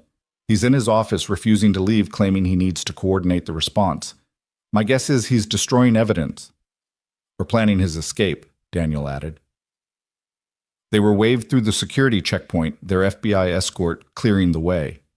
The mill grounds were chaos workers evacuating hazmat teams, setting up decontamination stations, news helicopters circling overhead. And in the middle of it all, the administrative building stood untouched, Hammond's office windows reflecting the disaster below. Stay close, Chen instructed as they entered the building. We have a warrant now. The spill gives us probable cause for immediate search and seizure. The executive floor was eerily quiet compared to the chaos outside. Margaret's desk was abandoned, her computer still on the USB device Daniel had planted, still wedged behind the monitor. He pocketed it quickly. No need for that particular piece of evidence to complicate things. Hammond's office door was locked. Chen knocked, announced herself, then nodded to one of her agents who produced a ram. The door flew open on the second strike. Victor Hammond stood at his window, still in yesterday's suit, a glass of whiskey in his hand despite the early hour. He didn't turn when they entered. 40 years, he said quietly. 40 years I've run this company, my father's company, my grandfather's company. Mr. Hammond, Chen began, you're under arrest for violations of the Clean Water Act, conspiracy to commit fraud, and suspicion of murder in the death of EPA whistleblower Michael Chen. Now Hammond turned and Daniel was shocked by his appearance. The polished CEO was gone. His eyes were bloodshot, his face haggard, his perfect composure shattered. Murder. Hammond laughed bitterly. I never ordered anyone killed. That was Victor's idea. Victor Slade, my head of security. He said Chen was going to destroy us, that we had to act. I told him to handle it, but I meant pay him off, not... He stopped, realizing he was confessing. Where's Victor Slade now? Chen asked. Gone. Disappeared last night when the pond breached. Probably halfway to a non-extradition country by now. Hammond took another sip of whiskey. It wasn't supposed to happen like this. The pond was supposed to hold for another 5 years, give us time to properly treat the waste. But the structure was weaker than we thought. 20 years of corrosive chemicals. You're saying the breach was an accident, Alexandra interrupted. Hammond's gaze fell on her, and for a moment his old arrogance flashed. This is all your fault. If you hadn't come snooping around stirring things up, if she hadn't investigated, people would have kept dying. Daniel said, stepping forward. My wife died because of your poison. How many others, Hammond? How many cancers? How many birth defects? How many deaths are on your hands? Hammond's facade cracked completely. You think I wanted this? You think I planned to poison people? It started small. A little corner cutting to save money, dumping some waste that was almost clean enough. Then the regulations got stricter, but the old waste was still there, seeping, spreading. We couldn't clean it up without admitting what we'd done. So we covered it up, and it got worse, and we covered that up too, and it spiraled. And when people started asking questions, you had them killed, Alexandra said coldly. I never... Hammond started, then stopped. Rachel Hayes, you asked about her earlier, Mr. Hayes. She came to me, about 6 months before she got sick. Had water samples from the elementary school test results showing contamination. She was going to go public. Daniel's fists clenched. So you murdered her. I offered her money. A lot of money. Enough to move away, start over somewhere else. She refused. Hammond set down his glass, his hand shaking. I told Slade to handle it. I thought he'd threaten her, maybe arrange for you to be transferred to another town. I didn't know he was putting chemicals in her coffee at school. Didn't know until she was already dying, and it was too late. Daniel lunged forward, but Chen's agents caught him, held him back as he struggled against them. You knew, and you did nothing. I couldn't, Hammond shouted back. Don't you understand? I was trapped too. Slade had evidence of everything I'd done, every cover-up, every bribe. If I'd tried to stop him, he would have destroyed me. So you let him destroy others instead, Alexandra said with disgust. Chen stepped forward. Mr. Hammond, I'm going to read you your rights now. You have the right to remain silent. A gunshot cut through her words. Everyone ducked instinctively, but the shot hadn't been aimed at them. Hammond stood swaying a smoking pistol in his hand that he'd pulled from his desk drawer, blood spreading across his white shirt from the wound in his chest. No, Chen shouted, rushing forward as Hammond collapsed. Daniel watched in shock as agents called for medical assistance as Chen applied pressure to the wound, as Hammond's eyes flickered between consciousness and oblivion. The man who'd poisoned a town, who'd ordered deaths, who'd built an empire on toxic lies, was choosing his own way out. The files, Hammond gasped, blood bubbling on his lips. Hidden safe. Behind the painting, everything's there. Slade's operations, the real contamination data, the names of everyone involved. His eyes found Daniel. Your wife. I'm sorry. It wasn't supposed to. I never meant. His words faded as the paramedics arrived, loading him onto a gurney, rushing him toward the elevator. Chen was already directing agents to find the safe to secure all documents. Alexandra stood at the window looking down at the environmental disaster below. He's not going to make it, she said quietly. Daniel joined her, watching the hazmat teams work to contain the spreading contamination. Does it matter? Even if he lives, he'll spend the rest of his life in prison. It matters to the families of his victims. They deserve to see him face justice, not escape through death. Chen approached them, her shirt stained with Hammond's blood. We found the safe. He wasn't lying. Everything's there. 20 years of evidence. Victor Slade documented everything as insurance, and Hammond kept it all. We have enough to prosecute dozens of people to prove systematic murder and cover-ups. What about Slade? Daniel asked. APB is out. Borders are being watched. He won't get far. Chen paused. Mr. Hayes, there's something else. In Hammond's files, there's a whole section on your wife. Slade documented everything, the doses he gave her, how he masked it as naturally occurring cancer. It's horrible, but it's also proof. You can finally have justice for Rachel.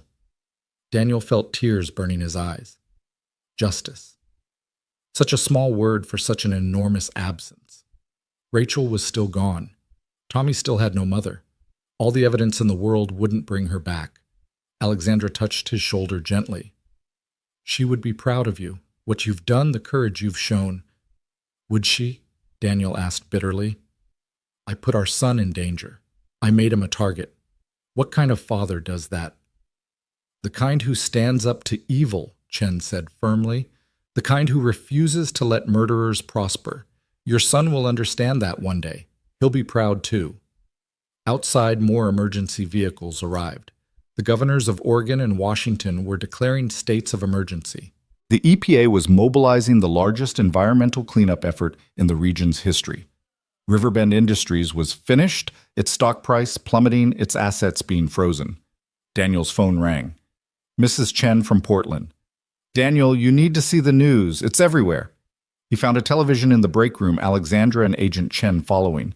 Every channel showed the same images, the breached containment pond, the poisoned creek, the evacuation zones. But also Daniel's face, his story, his fight for justice. Someone had leaked his involvement to the media, and now he was being hailed as a hero, the whistleblower who'd risked everything to expose Riverbend's crimes. This changes things, Chen said. With this much public attention, witness protection might not be enough. You're going to need security media handlers. I don't want any of that, Daniel interrupted. I just want my son safe. I want to go home. Home to Havens Grove? Alexandra asked. After everything. Daniel thought about it. The town was poisoned literally and figuratively. The mill would close, hundreds would lose their jobs. The cleanup would take years, maybe decades. It would be easier to leave to start over somewhere else. But then he thought of the other families, the ones who couldn't afford to leave. The ones who would stay and fight to reclaim their town from the poison. They would need leaders, advocates, people who understood what had been done and were committed to making it right. Yes, he said finally. Havens Grove is our home. Rachel is buried there. We're not running away. The next hours blurred together. Hammond died on the operating table, his secrets dying with him, but his evidence living on. Victor Slade was captured at the Canadian border carrying fake passports and $2 million in cash. The FBI raided homes across Havens Grove, arresting doctors who'd falsified medical records, city officials who'd taken bribes, Riverbend executives who'd participated in the cover-up. By evening, Daniel was reunited with Tommy at a hotel in Portland. His son ran into his arms, holding on tight, and Daniel breathed in the scent of his hair, felt the solid warmth of him, the precious reality of this one good thing he'd managed to protect. Is it over, Dad? Tommy asked. The bad part is, Daniel told him, now we get to help fix things. Alexandra found them there, Tommy asleep in Daniel's arms, as the television played coverage of the ongoing crisis. She sat down beside them, exhausted, but somehow at peace. The EPA is offering me a permanent position, she said, leading the Havens Grove cleanup effort. It'll take years, but I want to see it through. Good, Daniel said. The town needs someone like you, someone who won't give up. What about you? The FBI says there's a substantial reward for whistleblowers in cases like this, enough to start over anywhere. Daniel looked down at his sleeping son. We're staying too. I've been thinking with the mill closing, people will need jobs, clean jobs. Maybe it's time to start something new. Solar panels, wind turbines, something that helps instead of hurts. Alexandra smiled. From sawmill supervisor to green energy entrepreneur. Why not? If the last week has taught me anything, it's that ordinary people can do extraordinary things when they have to. She leaned against his shoulder and they sat in comfortable silence, watching the news coverage continue. Experts were calling it the worst environmental crime in Oregon history. The cleanup costs would run into the billions. Hundreds of families were filing lawsuits. The entire corporate structure that had controlled Havens Grove for generations was collapsing. But amid the destruction, Daniel saw hope.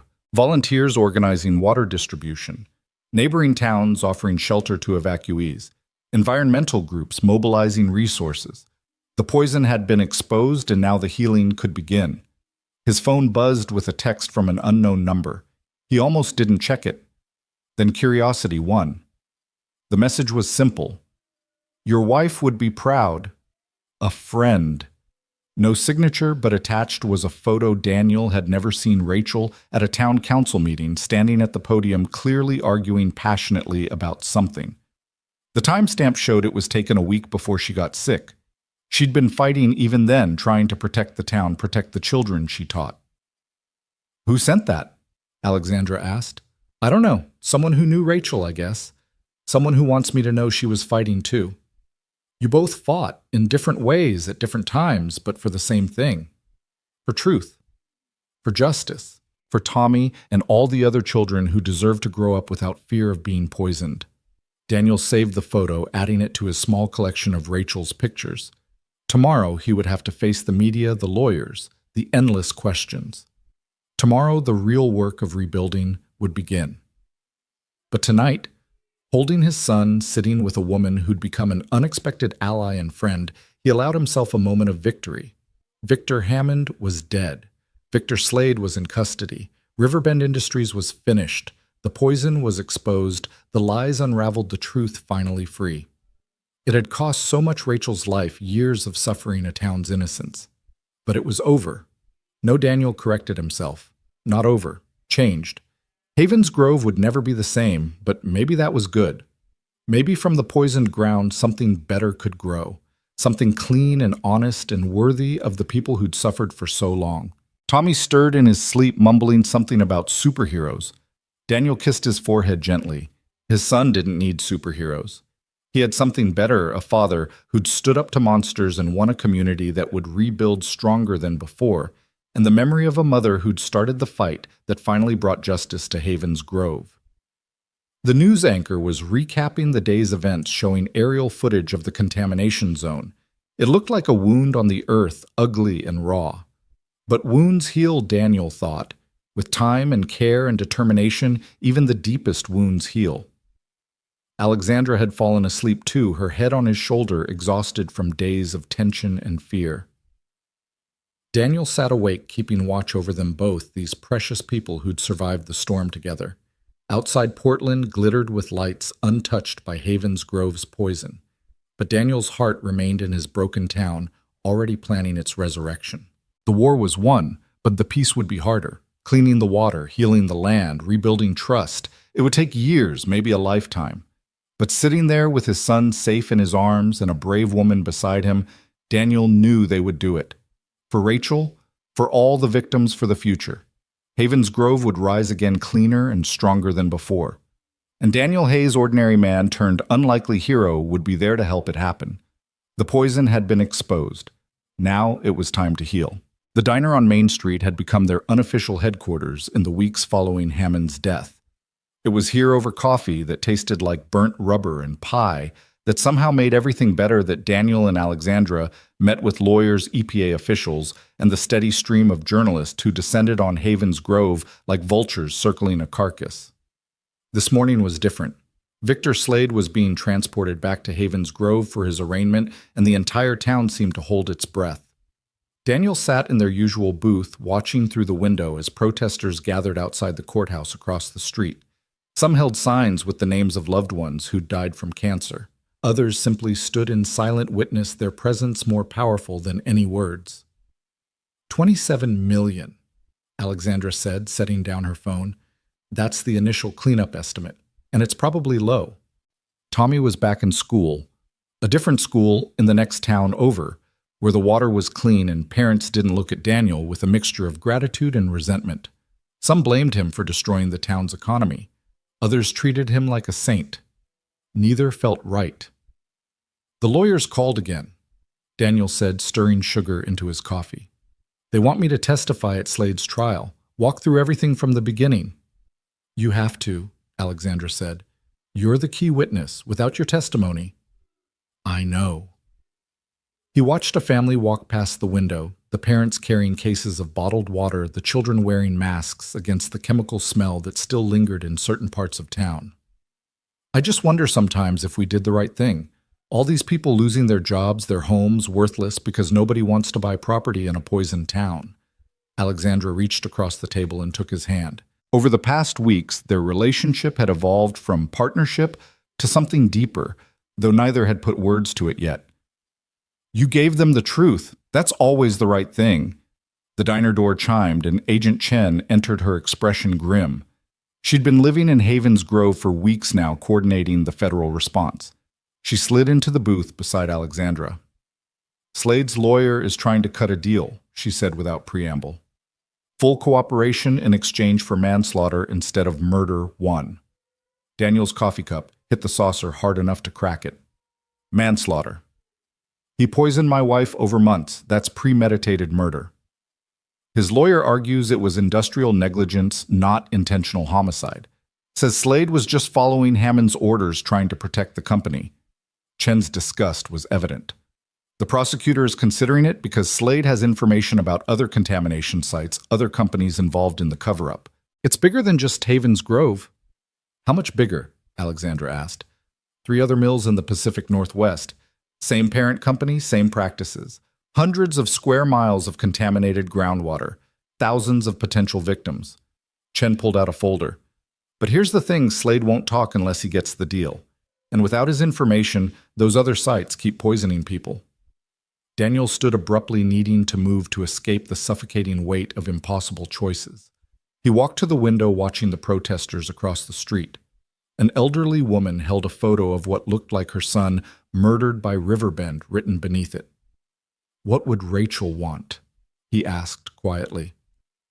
Alexandra joined him at the window. She'd want to save as many people as possible, even if it meant compromising on justice for herself. She was right, and Daniel hated it. Rachel had always been the pragmatist, the one who saw the bigger picture while he focused on immediate problems. It's what had made her such a good teacher. She thought about her students' futures, not just their present. "There's something else," Chen said. Slade's lawyer provided a sample of what his client knows. Daniel, your wife, wasn't the only one. There's a list. 17 names over 20 years, people who asked questions, who threatened to expose the truth. All dead from various causes. Cancer, car accidents, supposed suicides. Daniel turned back to face her. 17 people that we know of. Slade kept records insurance against Hammond turning on him. If we take the deal, all of that becomes evidence. Those families get answers, maybe some measure of justice. The diner had gone quiet around them. Millie, the owner, stood behind the counter, pretending to clean while obviously listening. Everyone in Havens Grove had become part of this story, willing or not. Daniel's phone buzzed. Mrs. Chen watching Tommy. "Your boy's asking for you, says he needs to talk to you about something important." "Go," Alexandra said. "Chen and I can handle the lawyers for now." The drive to Mrs. Chen's temporary apartment took only 10 minutes, but it gave Daniel time to think. The town was transforming around him. Empty houses where families had fled. EPA containment zones wrapped in yellow tape. Construction crews installing water filtration systems that should have been there decades ago. Tommy was in the living room, his school backpack beside him, his face serious in a way that made him look older than his 8 years. "Hey, buddy," Daniel said, sitting beside him. "Mrs. Chen said you needed to talk." Tommy pulled out a folder from his backpack. "We had to do a project about heroes. Everyone else picked Superman or Captain America. I picked you." Daniel opened the folder, his throat tightening. Tommy had drawn pictures Daniel at the mill, Daniel helping Alexandra. Daniel standing up to what Tommy had labeled the bad men. The last picture showed their family, including a ghostly outline of Rachel watching over them. "My teacher says heroes always win," Tommy said quietly. "But Mom still died. So did you really win? How did you explain moral complexity to an 8-year-old? How did you tell him that sometimes winning meant accepting losses, that justice and revenge weren't the same thing?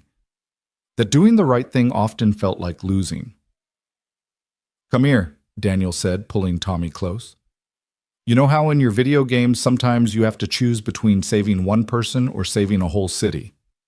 Tommy nodded. "Real life is like that sometimes. We stopped the bad men from hurting more people, but we couldn't undo what they'd already done. We couldn't bring Mom back. So did we win? I don't know. But we did what Mom would have wanted. We protected others." "Is that why that lady is always around Alexandra, because she helped protect people?" Daniel hesitated. He and Alexandra had been careful around Tommy, keeping their growing relationship professional in his presence. But kids saw everything. "She's helping fix what the bad men broke," Daniel said carefully. "She's very brave, like Mom was." "Mom would like her," Tommy said matter-of-factly. "She would want you to be happy." Before Daniel could respond, his phone rang. Chen's number. "You need to get to the courthouse now," she said. "Slade's being brought in, and he's asked to speak with you. Just you." Daniel's blood ran cold. "Why?" "He says he has information about Rachel that only you should hear. The prosecutor's allowing it, but only if you're willing." Daniel looked at Tommy, so young, so vulnerable, already carrying scars that would last a lifetime. I'll be there. The courthouse was a circus. Media vans lined the street. Protesters pressed against police barriers. And in the middle of it all, a black SUV with federal plates sat waiting. Daniel was escorted through a side entrance down corridors that smelled of old wood and older secrets to a small conference room where Victor Slade waited in shackles. Daniel had expected a monster. Instead, he found a tired-looking man in his 60s, gray-haired ordinary. Slade could have been anyone's grandfather, anyone's neighbor. It made what he'd done even more horrifying. "Mr. Hayes," Slade said, his voice cultured, educated. "Thank you for coming." "Say what you have to say." Slade studied him for a moment. "Your wife came to me first, before she went to Hammond. She'd figured out what we were doing, had evidence. She offered me a deal she'd stay quiet if we cleaned up the water at the elementary school." Daniel's fists clenched. "You're lying." "I have the recording. She wore a wire, thought she was being clever. I knew, of course, but I let her talk. She was magnificent, actually. Passionate, intelligent, absolutely fearless. She reminded me of my own daughter." "You don't get to talk about her like that. You murdered her." "I did," Slade said simply. "And I've murdered 16 others over the years, but your wife was different. She was the only one who made me question what I was doing, the only one who made me feel guilty. Am I supposed to feel sorry for you?" "No. I'm trying to explain why I kept more detailed records of her case, why I documented everything so carefully." Slade leaned forward. "Hammond ordered me to kill her quickly, make it look like an accident. But I thought if I did it slowly with the chemicals, there might be a chance she'd give up, leave town, save herself. I gave her a dozen opportunities to run. She never took them." Daniel stood unable to sit across from this man any longer. "She was protecting her students. She would never abandon them." I know that now, but I need you to understand something, Mr. Hayes. Your wife's death wasn't just about silencing a whistleblower. Hammond had a personal stake in it. You see the elementary school where she taught Hammond's grandson went there. When Rachel threatened to go public about the water contamination, Hammond saw it as a direct threat to his family. He wanted her eliminated immediately. His grandson was drinking the same poisoned water. Hammond had bottled water delivered to his family. They never touched the tap water. But if Rachel had gone public, the scandal would have destroyed his grandson's future, his family's reputation. In Hammond's mind, one teacher's life was worth less than his family's standing. The revelation shouldn't have surprised Daniel, but it did. The depth of Hammond's hypocrisy protecting his own while poisoning others was staggering. "There's more," Slade continued. "I have recordings of Hammond discussing your wife with other board members. They talked about you too, whether you were a threat. They decided you were too grief-stricken to be dangerous. They were wrong. Get to the point. The point is, I have evidence that could help you in civil court. Recordings, documents, proof that Riverbend deliberately targeted your wife. It's yours if you want it. No conditions." Daniel turned to face him. "Why?" "Because I'm going to prison for the rest of my life. Because 17 families deserve the truth. And because your wife was right about everything, and I was too much of a coward to admit it until now." Slade looked older, suddenly shrunken. "I'm not asking for forgiveness. I know that's impossible. I'm just trying to do one right thing before I'm locked away." "One right thing doesn't erase 17 murders." "No, it doesn't, but it's all I have to offer." Daniel left without another word. Outside, the crowd had grown. Someone recognized him, and suddenly, reporters were shoving microphones in his face, shouting questions. He pushed through them, desperate for air, for space to think. Alexandra found him an hour later sitting on Rachel's grave in the Havens Grove Cemetery. She sat beside him without speaking, understanding that sometimes silence was more comfort than words. "Slade offered me everything," Daniel finally said. "All the evidence about Rachel's murder, recordings, documents, proof of premeditation." "That's good, isn't it? It strengthens the case against him in Riverbend." "Is it Rachel's still dead? Having proof that they meant to kill her doesn't bring her back. It just adds details to the nightmare." Alexandra was quiet for a moment. "My father died when I was 15. Industrial accident, they said. Years later, I found out it was negligence cost-cutting measures that made the equipment unsafe. I spent months gathering evidence proving the company was at fault. You know what I learned?" Daniel looked at her, waiting. That justice and healing aren't the same thing. Justice is about accountability, making sure the guilty pay for their crimes. Healing is about learning to live with the loss, finding meaning in the pain.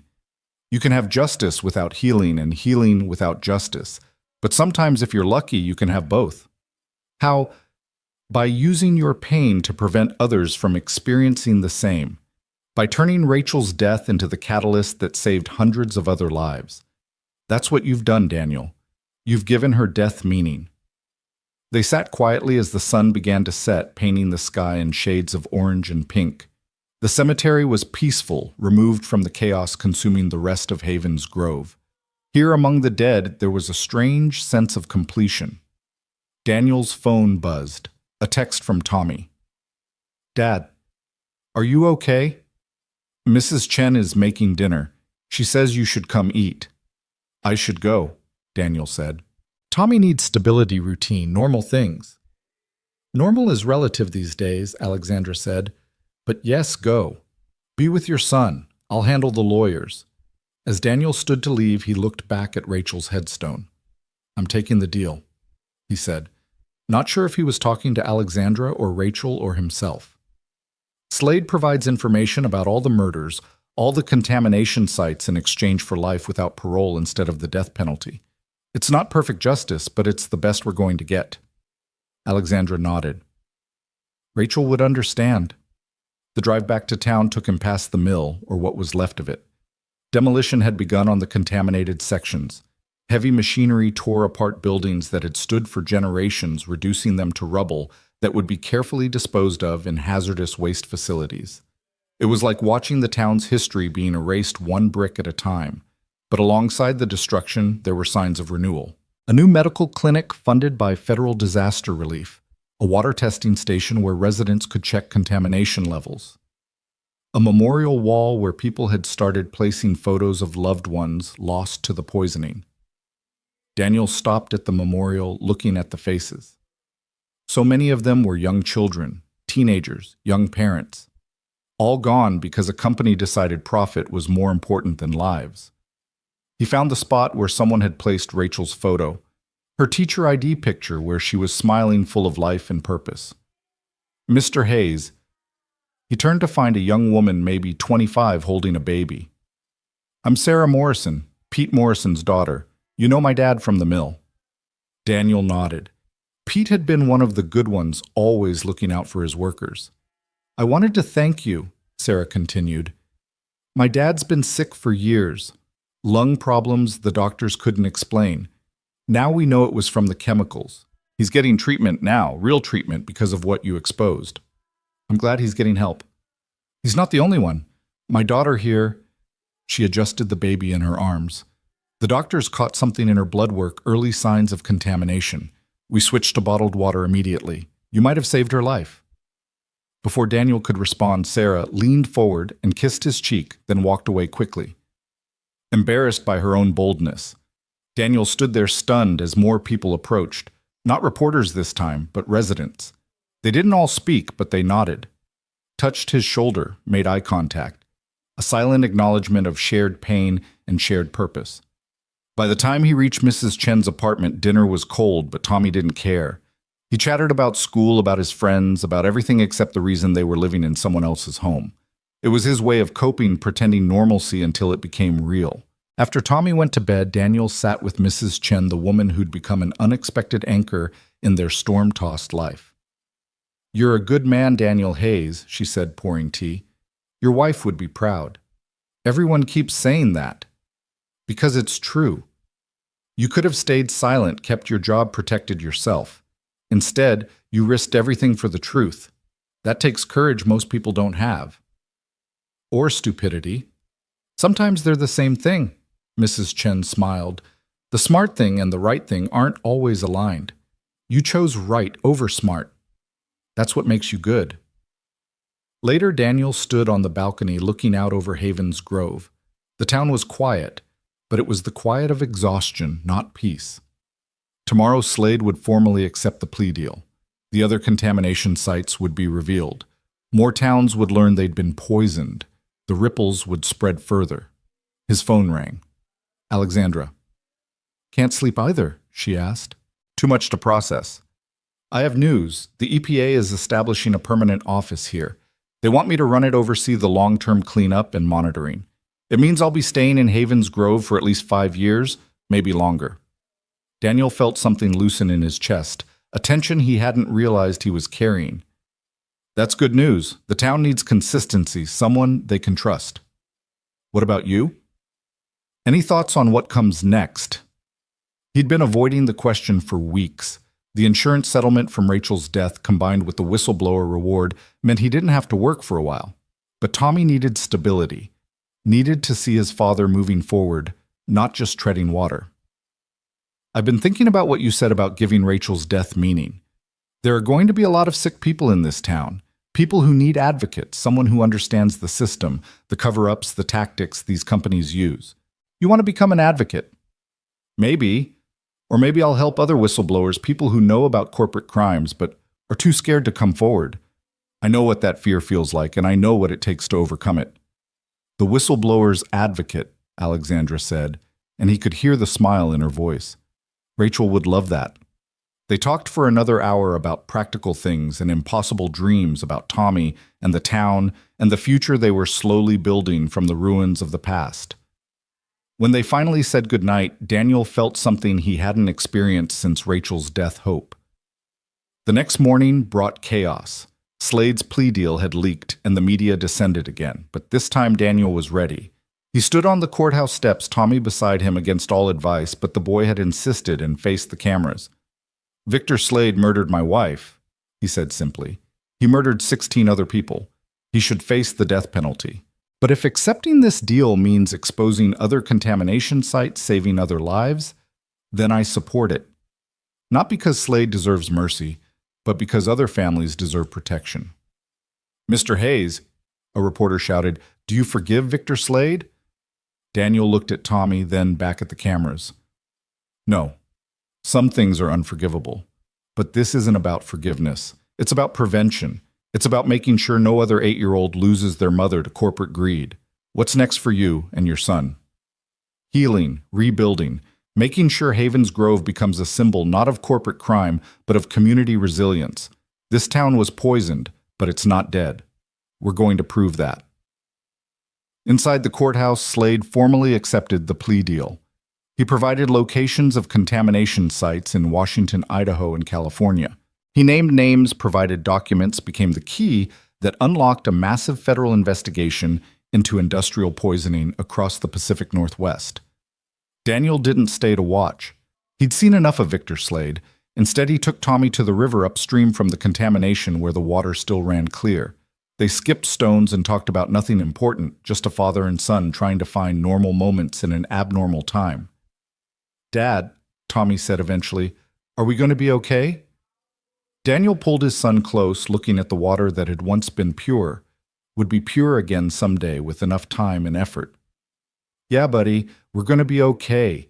Different than before, maybe sadder in some ways, but okay. And Alexandra, is she going to be part of our okay? Daniel thought about the woman who'd entered their lives tied to a tree, who'd become his partner in justice, his friend in grief, and maybe something more given time. Would that be all right with you? Tommy considered this seriously. Mom would want us to be happy, and Alexandra makes you less sad. So, yeah, it's all right. That evening, the three of them had dinner together for the first time as something approaching a family, not replacing what was lost, but building something new from the ashes. They talked about Tommy's school, about Alexandra's cleanup plans, about Daniel's ideas for helping other whistleblowers. Outside Havens Grove continued its transformation. Demolition and construction, poison and purification, death and rebirth. The town would never be what it was, but it could become something better, a place where truth mattered more than profit, where courage was valued over comfort, where the water would run clean because people had fought to make it so. Daniel looked at the photo of Rachel he kept on the mantle, her smile frozen in time before the poison took her. He'd honored her memory the only way he knew how, by finishing what she'd started, by protecting the children she'd died trying to save. The war was over, but the rebuilding had just begun. And Daniel Hayes' widower, father unlikely hero, was ready for whatever came next. 6 months had passed since Slade's conviction, and Haven's Grove wore its scars like badges of honor. The mill's skeleton still dominated the skyline, but now it was wrapped in scaffolding as crews worked to transform it into something unprecedented, a water treatment facility that would become the most advanced in the nation. Daniel stood at the construction site's fence watching welders work where he'd once supervised the saw line, their sparks falling like stars in the morning light. "The irony isn't lost on you, is it?" Alexandra asked, joining him with 2 cups of coffee from the vendor who'd set up shop to serve the construction crews. The place that poisoned the water becoming the place that cleans it. "Rachel would have appreciated it," Daniel said, accepting the coffee gratefully.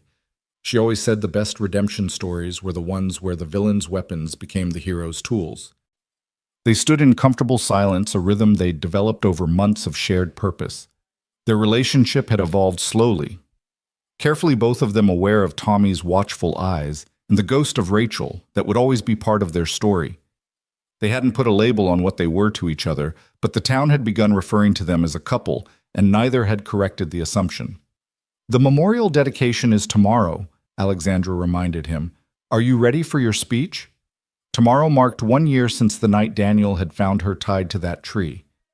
The town had chosen the date to dedicate the Rachel Hayes Memorial Water Center, the new facility's official name. It had been the town council's idea, not Daniel's, but he'd been moved by the gesture. "I've written it 12 times, he admitted. "Nothing seems adequate." "It doesn't have to be perfect. It just has to be true." Before Daniel could respond, his phone rang. The number was unfamiliar, but he'd learned to answer every call. His work as an advocate for other whistleblowers had brought him into contact with people from across the country, all with stories of corporate crimes they were afraid to expose. "Mr. Hayes, this is Margaret Stern. I was Victor Hammond's secretary." Daniel stiffened. Margaret had disappeared the day of the raid, and the FBI had been looking for her ever since. "Ms. Stern, where are you?" "That doesn't matter. I'm calling because there's something you need to know, something about your wife that wasn't in Slade's files." "What about her?" There was a long pause. "She wasn't the first teacher from that school to get sick. 3 others developed cancer in the 5 years before her. All young women, all healthy before. Hammond knew about the pattern. He had a study done privately. The contamination levels at the school were 10 times higher than anywhere else in town." Daniel gripped the phone tighter. "Why?" "The school was built on an old riverbend disposal site. Officially cleaned up in the 1980s, but the cleanup was cosmetic. The chemicals were still there, seeping up through the ground. Hammond knew the school board knew, but fixing it would have cost millions and admitted liability." "You're saying they deliberately kept a school open on poisoned ground?" "For 20 years. Your wife figured it out. She found the old survey maps, connected the dots. That's why they had to silence her. She could have proven deliberate endangerment of children." "Where's this proof now?" "I have it. I've had it all along. Hammond made me keep copies of everything his insurance policy, but I also kept my own insurance." She paused again. "I'm dying, Mr. Hayes. Pancreatic cancer, stage 4. The doctors say I have weeks, maybe a month. I want to make things right before I go. Tell me where you are. The FBI can protect you." "No. I'll send you everything, documents, recordings, the private study about the school. Use it however you think best, but I have one condition." "What?" "There's a girl, Emma Watson. She's 12 now. She was in your wife's 3rd grade class. She has leukemia diagnosed last year. Her family can't afford the experimental treatment that might save her. The standard treatment isn't working." Daniel knew Emma. Rachel had loved her, called her the brightest student she'd ever taught. "What about her I want my remaining money to go to her treatment, all of it. I have about $200,000 saved blood money from 20 years of helping Hammond cover up his crimes. Maybe saving one child can begin to atone for all the ones I helped poison." "Margaret, please, I know I don't deserve forgiveness. I typed the memos that ordered increased dumping. I scheduled the meetings where they planned cover-ups. I stood by while people died. But maybe I can save one life before I lose my own." Daniel looked at Alexandra, who had been listening to his side of the conversation with growing concern. "Send me everything. I'll make sure Emma gets the treatment. Thank you. And Mr. Hayes." Your wife came to see me once about a month before she got sick. She asked me how I could work for a man like Hammond knowing what he was doing. I told her I was just a secretary, just following orders. She said something I've never forgotten: evil triumphs when good people convince themselves they're powerless. She was right. I had power. I just chose not to use it. The line went dead.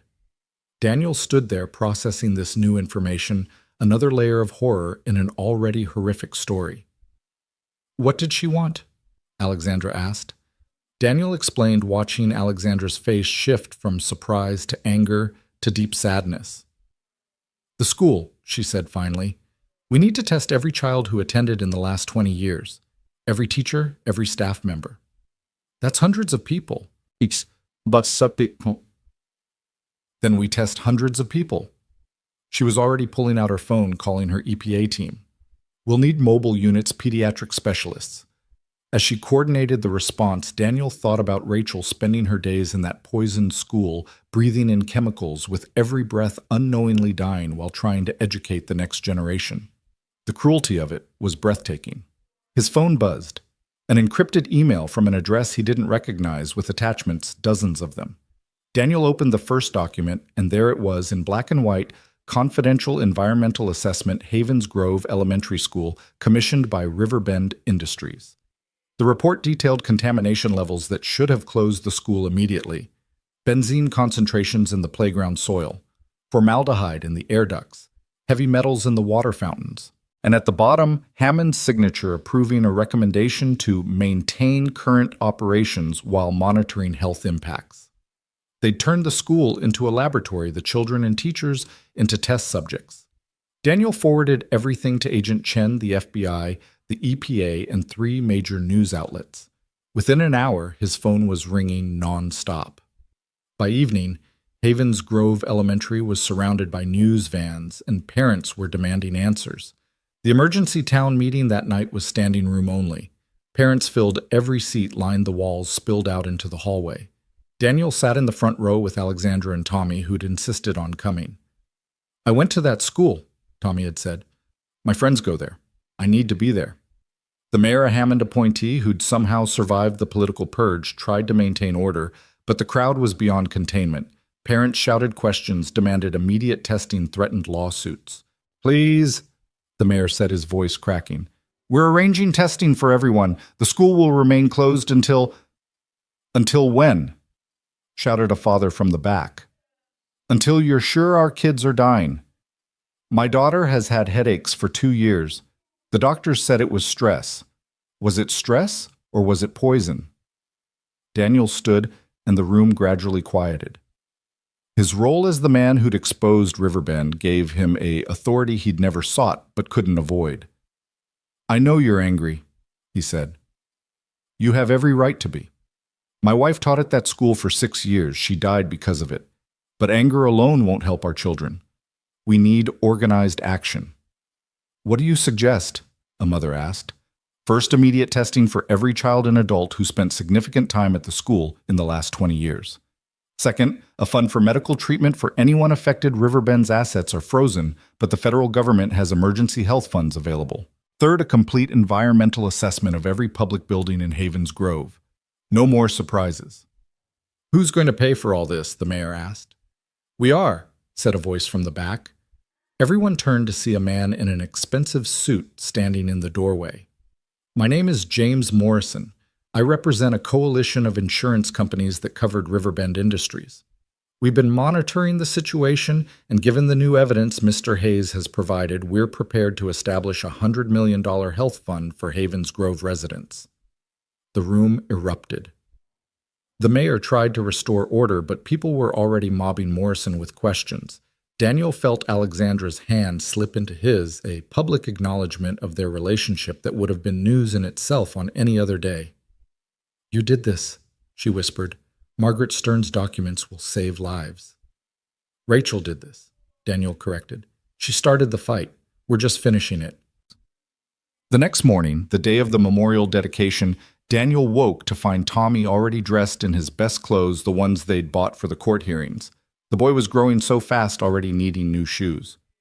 You okay, buddy? Daniel asked. Mom would be happy today, right? Her name on the building, everyone remembering her. She'd be embarrassed by the attention, but happy about the purpose. She never wanted fame just to make a difference. She did both, Tommy said simply. The dedication ceremony was held at the construction site. A temporary stage had been erected where the old executive parking lot had been. The crowd was enormous, not just Havens Grove residents, but people from across the state who'd been following the story. Environmental activists, other whistleblowers, families affected by corporate poisoning in other towns. Alexandra spoke first in her capacity as EPA Regional Director, outlining the cleanup progress and the revolutionary purification technology the new facility would employ. Then the mayor, then Agent Chen, then several other officials. Finally, it was Daniel's turn. He stood at the podium looking out at the sea of faces. In the front row sat Tommy with Mrs. Chen. Behind them he spotted Emma Watson in a wheelchair, thin from chemo, but smiling. Her parents had tears in their eyes. They'd received word that morning that Margaret Stern's money had been transferred, that Emma would start the experimental treatment next week. Rachel Hayes was a teacher, Daniel began. Not an activist, not a crusader, just a teacher who loved her students. When she discovered they were being poisoned, she did what any good teacher would do. She tried to protect them. It cost her life. He paused, seeing many in the crowd wiping their eyes. But her death was not in vain. Because of her initial investigation, because of the questions she asked and the evidence she gathered, we discovered a crime that had been hidden for 20 years. Hundreds of people who might have died from unexplained cancers now know the cause and can get proper treatment. Children who would have been poisoned are now safe. Daniel looked at the construction site behind him. This water treatment center will use technology that didn't exist when Riverbend was dumping chemicals. It will not just clean our water, but will become a model for communities across the country. It will stand as proof that from the worst corporate crimes can come the strongest community responses. He pulled out a photo of Rachel, the one from her last Christmas, showing it to the crowd. My wife believed in the power of education. She believed that knowledge could overcome ignorance, that truth could defeat lies, that courage could conquer fear. She was right. Every whistleblower who comes forward proves she was right. Every community that demands accountability proves she was right. Every child who grows up drinking clean water because of what we've done here proves she was right. The applause was thunderous, but Daniel wasn't finished. There's something else. This morning, I received word that the Rachel Hayes Foundation has been established with an initial endowment of $50 million from the insurance settlement. This foundation will provide legal support for whistleblowers' medical treatment for pollution victims and environmental education for schools across the country. Rachel was one teacher who made a difference. This foundation will help create thousands more. The crowd rose to its feet. Daniel saw Alexandra wiping tears. Tommy standing proud, Emma Watson struggling to her feet despite her weakness to applaud. This was Rachel's true memorial, not just a building, but a movement. After the ceremony, as people toured the construction site and signed up to volunteer for various initiatives, Daniel found himself standing with Alexandra and Tommy at a spot overlooking the river. The water ran clearer now, though it would take years before it was truly clean. "So what now?" Alexandra asked. "You've exposed the crime, gotten justice, created a foundation. What does Daniel Hayes do next?" Daniel thought about it. He'd received job offers from environmental groups, law firms, even a book deal. But none of it felt right. "There's a man in Michigan," he said. "Called yesterday. Says his company is dumping chemicals into Lake Superior. He's scared his family doesn't know what to do. I told him I'd fly out next week, help him document everything, protect him through the process." Another whistleblower case. Another chance to stop a crime before more people die. It's what Rachel would do, teach by example, show people they're not powerless. Tommy tugged on his sleeve. "Dad, can I talk to Alexandra alone for a minute?" Surprised. Daniel stepped away, watching as his son spoke earnestly to Alexandra. He saw her eyes widen, then fill with tears, then she hugged Tommy tightly. When they returned, both were smiling. "What was that about?" Daniel asked. "Man stuff," Tommy said seriously. "Private." That evening, at the reception held in the community center, Daniel was approached by an elderly woman he didn't recognize. "Mr. Hayes, I'm Dorothy Chen, no relation to your neighbor. I taught with Rachel at the elementary school. I retired 5 years ago, just before she started. Nice to meet you. I wanted you to know something. The day before Rachel got sick, she came to see me. She'd figured out about the contamination, had all this evidence. She asked me what she should do. I told her to be careful, that fighting Riverbend was dangerous. Dorothy's voice broke. She said something I'll never forget. She said, "If I don't fight for these children, who will? If I stay silent to protect myself, how am I any different from the people poisoning them?" Then she hugged me and said, "Whatever happens, make sure Daniel knows I love him and Tommy more than life itself. But some things are worth the risk." Daniel couldn't speak. This was new, a message from Rachel he'd never received. "I should have told you sooner," Dorothy continued. "I was afraid even after everything came out. But seeing you today, seeing what you've accomplished, Rachel knew Mr. Hayes. She knew the risk she was taking, and she took it anyway. For the children, for the town, for the future. She was the bravest person I ever knew." As Dorothy walked away, Alexandra appeared at Daniel's side. "You okay?" "She knew," Daniel said wonderingly. "Rachel knew what might happen, and she did it anyway. That's who she was. That's who you fell in love with. And that's who Tommy will remember, not a victim, but a hero who chose to fight despite the danger." Later that night, after Tommy was asleep and the town had finally quieted, Daniel and Alexandra sat on the porch of the house he'd started renting on the clean side of town. The stars were visible here, away from the industrial lights that had dominated the sky near the mill. "Tommy asked me something today," Alexandra said, "during our private conversation." "What?" "He asked if I loved you, said he needed to know because he was thinking of asking you to marry me on his behalf." Daniel's heart stopped. "What did you tell him?" "The truth, that I do love you, that I have for months, but that it's complicated because I'll never try to replace Rachel, and I know part of your heart will always belong to her." Daniel took her hand. "Rachel's gone, but you're right, part of me will always love her. But I've learned something this year. The heart isn't a container that runs out of space. It expands. Loving you doesn't diminish what I had with Rachel. It honors it by proving I can still hope, still trust, still build a future worth living." "Is that a proposal?" "That's Tommy's job, apparently. This is just a declaration." They sat in comfortable silence, two people who'd found each other in the worst possible circumstances and built something beautiful from the wreckage. Tomorrow, Daniel would fly to Michigan to help another whistleblower. Alexandra would continue overseeing the cleanup. Tommy would go to school in a building that had been tested and declared safe. The work would continue. Other river bends would be exposed. Other Hammonds would fall.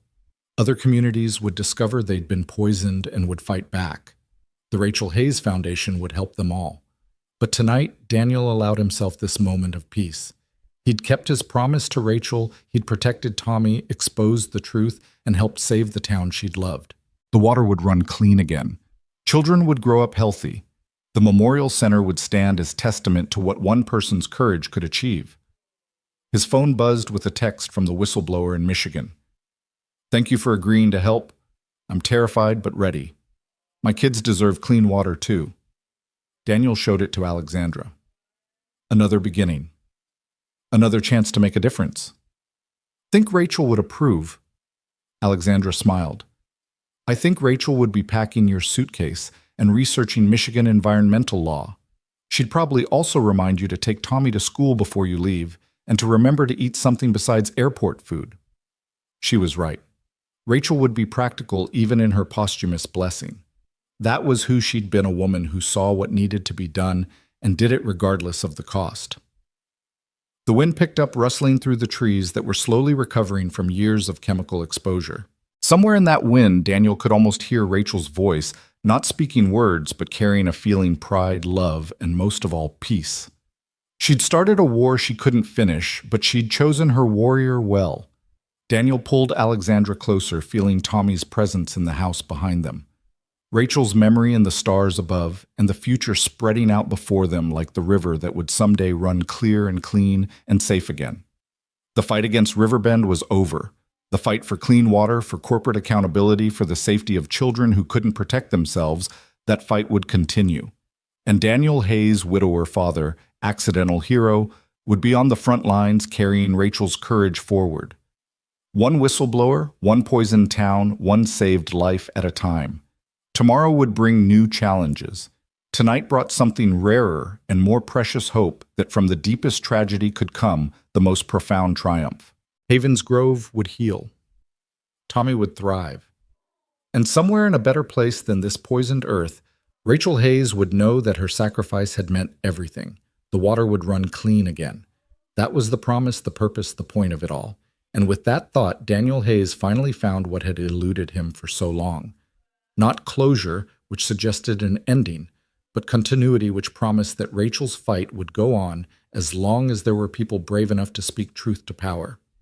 The first battle was won. The war for clean water, for children's safety, for truth over profit. That war was just beginning. The call came at 3 a.m. 2 years after the memorial dedication. Daniel was in Seattle, having just helped expose a pharmaceutical company dumping expired medications into Puget Sound. Alexandra answered his phone, her voice thick with sleep, until she heard the voice on the other end. Daniel needs to come home, now. It was Agent Chen, and something in her tone made Alexandra's blood run cold. What's happened? Victor Slade is dead, murdered in federal prison. But before he died, he managed to send a message. There's something else about Havens Grove, something we missed, something still active. Daniel was on the first flight back, his mind racing. Slade had been serving life without parole, held in maximum security. Whoever killed him had reached into the heart of the federal prison system. Tommy, now 10 and tall for his age, was waiting at the airport with Alexandra. He'd grown serious beyond his years, shaped by loss, but not broken by it. He hugged his father tightly. Agent Chen said we might be in danger, Tommy said quietly. Is it true? Daniel looked at Alexandra over his son's head. Her expression told him everything. This was real, and it was serious. The FBI safe house was a farmhouse 20 miles outside Havens Grove, surrounded by federal agents. Chen was waiting in what had been converted into a command center, her face grim. On the table was a single piece of paper stained with what looked like blood. Slade managed to write this before he died, Chen explained. Guards found him this morning. Professional hit, single strike to the heart, no evidence of who did it. Daniel read the message, his hands beginning to shake. Hayes. Haven't told everything. Hammond had partners, the network, 7 companies, 7 towns. Haven was the test. They're moving to phase 2. Check the children born after 2015. Check their blood. Genesis protocol. They know about Tommy. Protect. The message ended in a spray of blood. Genesis protocol? Daniel asked. We've been searching databases all day, Chen said. Nothing official, but we found fragments in Hammond's encrypted files we just cracked. References to genetic modification through environmental exposure. Daniel, we need to test Tommy, and every child in Havens Grove born after the contamination started. Alexandra grabbed Daniel's arm. You're not saying what I think you're saying. We found medical records, Chen continued, hidden in shell companies. 43 children in Havens Grove show unusual genetic markers. Enhanced immune systems, increased cognitive function, resistance to certain diseases. Tommy is one of them. Daniel felt the world tilt. They were experimenting on our children. Not experimenting, selecting. The contamination was designed to kill the weak and transform the strong. Hammond wasn't just poisoning people, he was conducting the largest unauthorized genetic modification trial in history. Tommy, who had been listening from the doorway despite being told to wait outside, stepped forward. Is that why I never get sick? Why I can remember everything I read? Daniel pulled his son close. We don't know anything for certain yet. But Chen's expression said otherwise. She pulled up files on her laptop, brain scans, blood work, genetic analyses, all showing the same pattern in dozens of Havens Grove children. There's more, Chen said. The 7 companies Slade mentioned, we've identified them. BioCorp in Montana, Genesis Labs in Wyoming, Titan Industries in Idaho, all running similar operations, all creating these enhanced children. For what purpose? Alexandra demanded. We don't know, but someone killed Slade to keep him from telling us. And according to our intelligence representatives from all 7 companies are converging on Havens Grove tomorrow. Daniel stood pacing to the window. Outside, federal agents patrolled the perimeter. His son, his brilliant, resilient son, was part of some corporate genetic experiment. Rachel had died trying to protect children who were being deliberately evolved. The water treatment center, he said suddenly. We built it on the old contamination site. What if there's something there? Something Hammond left behind. Chen was already pulling up blueprints. There are sections of the old mill basement we haven't excavated. Too dangerous, too contaminated. Or too important to let anyone find, Alexandra added. The next morning, wearing hazmat suits and accompanied by a federal tactical team, they entered the sealed basement of the old Riverbend mill. What they found defied comprehension. It was a laboratory pristine and advanced, hidden beneath decades of industrial camouflage. Computers hummed with power from an independent generator. Refrigeration units contained thousands of samples, blood tissue, DNA. My God, Alexandra breathed, reading the labels. These go back 30 years. They've been collecting genetic material from the entire town. Daniel found a terminal that was still active. The password prompt stared at him until Tommy, who had been forbidden to come but snuck in anyway, typed Genesis. Yes, the screen came alive with data. Project Genesis directed evolution through environmental selection. The files detailed everything, the deliberate contamination, the genetic markers. They were tracking the children they were monitoring. Dad, Tommy said, pointing at a file labeled Prime Subjects.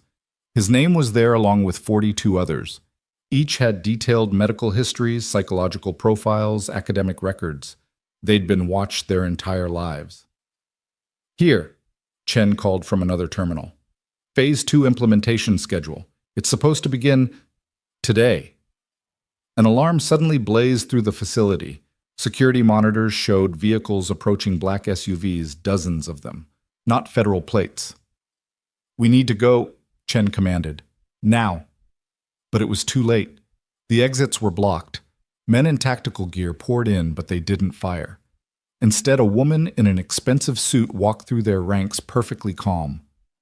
Mr. Hayes, she said. I'm Dr. Victoria Ash, director of the Genesis Collective. We've been waiting for you to find this place. You're under arrest, Chen said, raising her weapon. Dr. Ash smiled. I don't think so. Check with your superiors, Agent Chen. You'll find this operation has federal approval at the highest levels. National security, they'll tell you. The future of human evolution. Chen's phone rang. She listened, her face paling. Stand down, she told her team. Everyone stand down. What? Daniel couldn't believe it. Those are my orders. From the director himself, this operation is classified above my clearance level. Dr. Ash approached Tommy, who stood frozen beside his father. You're even more remarkable than we hoped, Tommy. Your mother's exposure created the perfect genetic conditions. You and the others like you are the future of our species. Enhanced intelligence, disease resistance, extended lifespan. You're not victims, you're victories. You murdered my mother, Daniel snarled, stepping between them. Rachel Hayes was a casualty of progress, regrettable but necessary. Though if it helps her genetic contribution through, Tommy will benefit millions in the future. You're insane. I'm a visionary. Climate change, pandemics, ecological collapse, humanity needs to evolve to survive. Natural selection is too slow. We're accelerating it. Havens Grove was our proof of concept. Now we're ready for global implementation. She pulled out a tablet showing a map. 7 cities glowed red.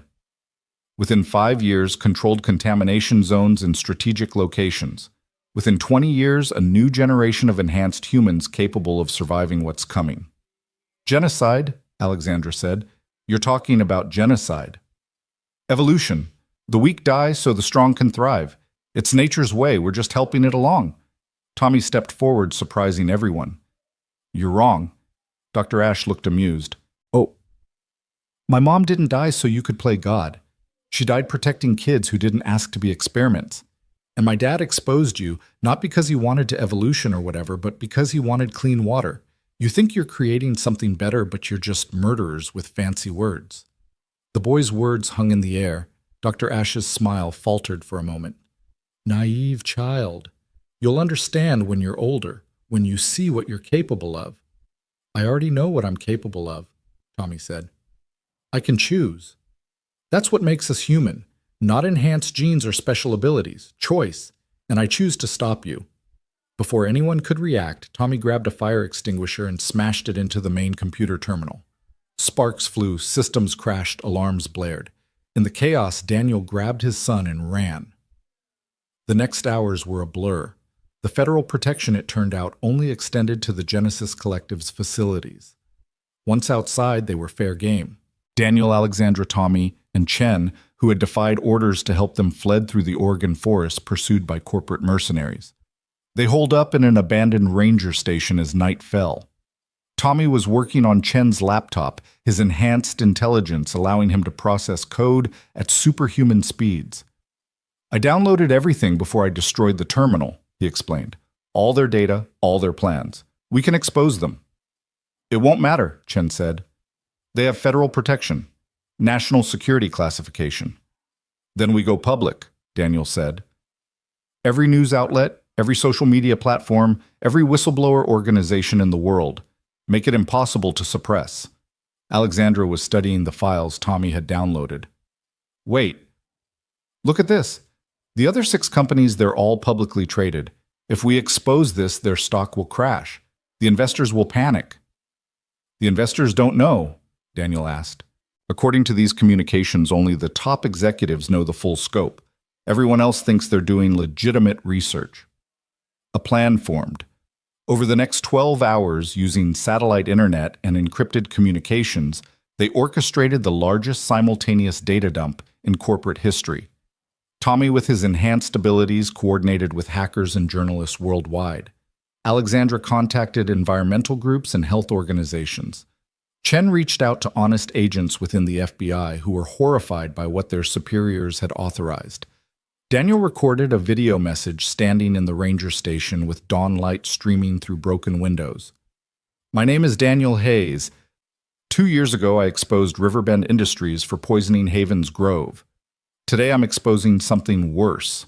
7 companies have been deliberately contaminating water supplies to conduct illegal genetic experiments on children. They call it the Genesis Protocol. They call it evolution. I call it mass murder. He held up the documentation. Every parent in America needs to test their children's DNA. Every investor needs to demand answers. Every citizen needs to ask why our government approved using our children as lab rats. The video went viral within hours. Genesis. Protocol began trending worldwide. Stock markets opened to chaos as the 7 companies' shares plummeted. Parents marched on EPA offices demanding testing. International health organizations called for investigations. Dr. Ash made one last attempt to stop them. She appeared at the ranger station with a small team no longer hiding behind federal protection that was rapidly evaporating under public pressure. You've doomed humanity, she said. Without directed evolution, our species won't survive the coming challenges. Maybe not, Daniel replied. But we'll face them as humans, not as your engineered slaves. The enhanced children will suffer without our guidance. They need specialized medical care, psychological support. Then provide it, Alexandra interrupted. Create treatment programs, support networks. Help them without controlling them. Dr. Ash laughed bitterly. You think this ends with exposure. The Genesis Collective has resources you can't imagine. We'll go underground if necessary. Evolution doesn't stop because of bad publicity. No, Tommy said, stepping forward. But it does stop when the evolved choose differently. Every enhanced kid you created has free will. We can choose to reject your vision, and we will. As federal agents, real ones sent by an attorney general furious at being kept in the dark, arrived to arrest Dr. Ash. She looked at Tommy one last time. You could have been a god. I'd rather be human, Tommy replied. The aftermath was swift and decisive. The Genesis Collective's leadership was arrested. The 7 companies were seized by federal authorities. Massive class action lawsuits were filed. A national testing program identified 300 enhanced children across the country, all of whom were offered medical support and monitoring without coercion. Daniel established the Haven Protocol, named for the town that had suffered first and fought back hardest. It became the global standard for protecting communities from corporate environmental crimes. Tommy, despite his enhancements, chose to live a normal life, using his abilities to help other victims of corporate experimentation. 3 months later, at Rachel's grave, Daniel stood with Alexandra and Tommy. They'd just learned Alexandra was pregnant, a child conceived in love, not engineered in a lab. "Think Mom would understand?" Tommy asked. "What I am, what they made me." "She'd love you exactly as you are," Daniel said. "Enhanced or not, you're her son. You're the best of her, her courage, her compassion, her refusal to accept injustice. And you're the best of your father too," Alexandra added. "His determination, his integrity, his ability to stand up when everyone else would stay down." Tommy smiled that rare, bright smile that reminded Daniel so much of Rachel. "So I'm genetically enhanced and emotionally enhanced. Double winner." They laughed, standing together in the cemetery where so many victims of Havens Grove's poisoning lay, but also where heroes rested, Rachel foremost among them. "We should go," Alexandra said. "The congressional hearing is tomorrow." Daniel was testifying before Congress about corporate environmental crimes, pushing for legislation that would make another Genesis protocol impossible. Tommy would testify too, the voice of the enhanced children who refused to be weapons or experiments. As they walked away, Daniel looked back one more time at Rachel's headstone. Etched below her name and dates were new words added just that week. She started the fight that saved the world. It wasn't an exaggeration. Rachel Hayes, third-grade teacher, had asked the questions that unraveled a conspiracy to reshape humanity. Her courage had rippled outward, saving not just Havens Grove, but potentially millions worldwide. The water ran clean now in Havens Grove. The children grew up healthy, enhanced, or normal, all equally human. The Rachel Hayes Foundation had helped expose 17 more corporate contamination sites. The Haven Protocol had been adopted by 43 nations. And somewhere in whatever came after this life, Daniel knew Rachel was smiling. They'd won not just the battle for clean water, but the war for human autonomy. The future would be challenging, uncertain, dangerous, but it would be freely chosen, not engineered in secret labs. That was Rachel's true legacy, the insistence that every human being deserved the truth, deserved choice, deserved water that didn't poison them in the name of someone else's vision of progress. The Genesis Protocol was ended. The Haven Protocol had begun. And Daniel Hayes, Tommy Hayes and Alexandra Novak, soon to be Hayes, would make sure it continued one exposed lie, one saved child, one clean glass of water at a time. The fight never really ended. It just evolved naturally, honestly, humanly, exactly as it should.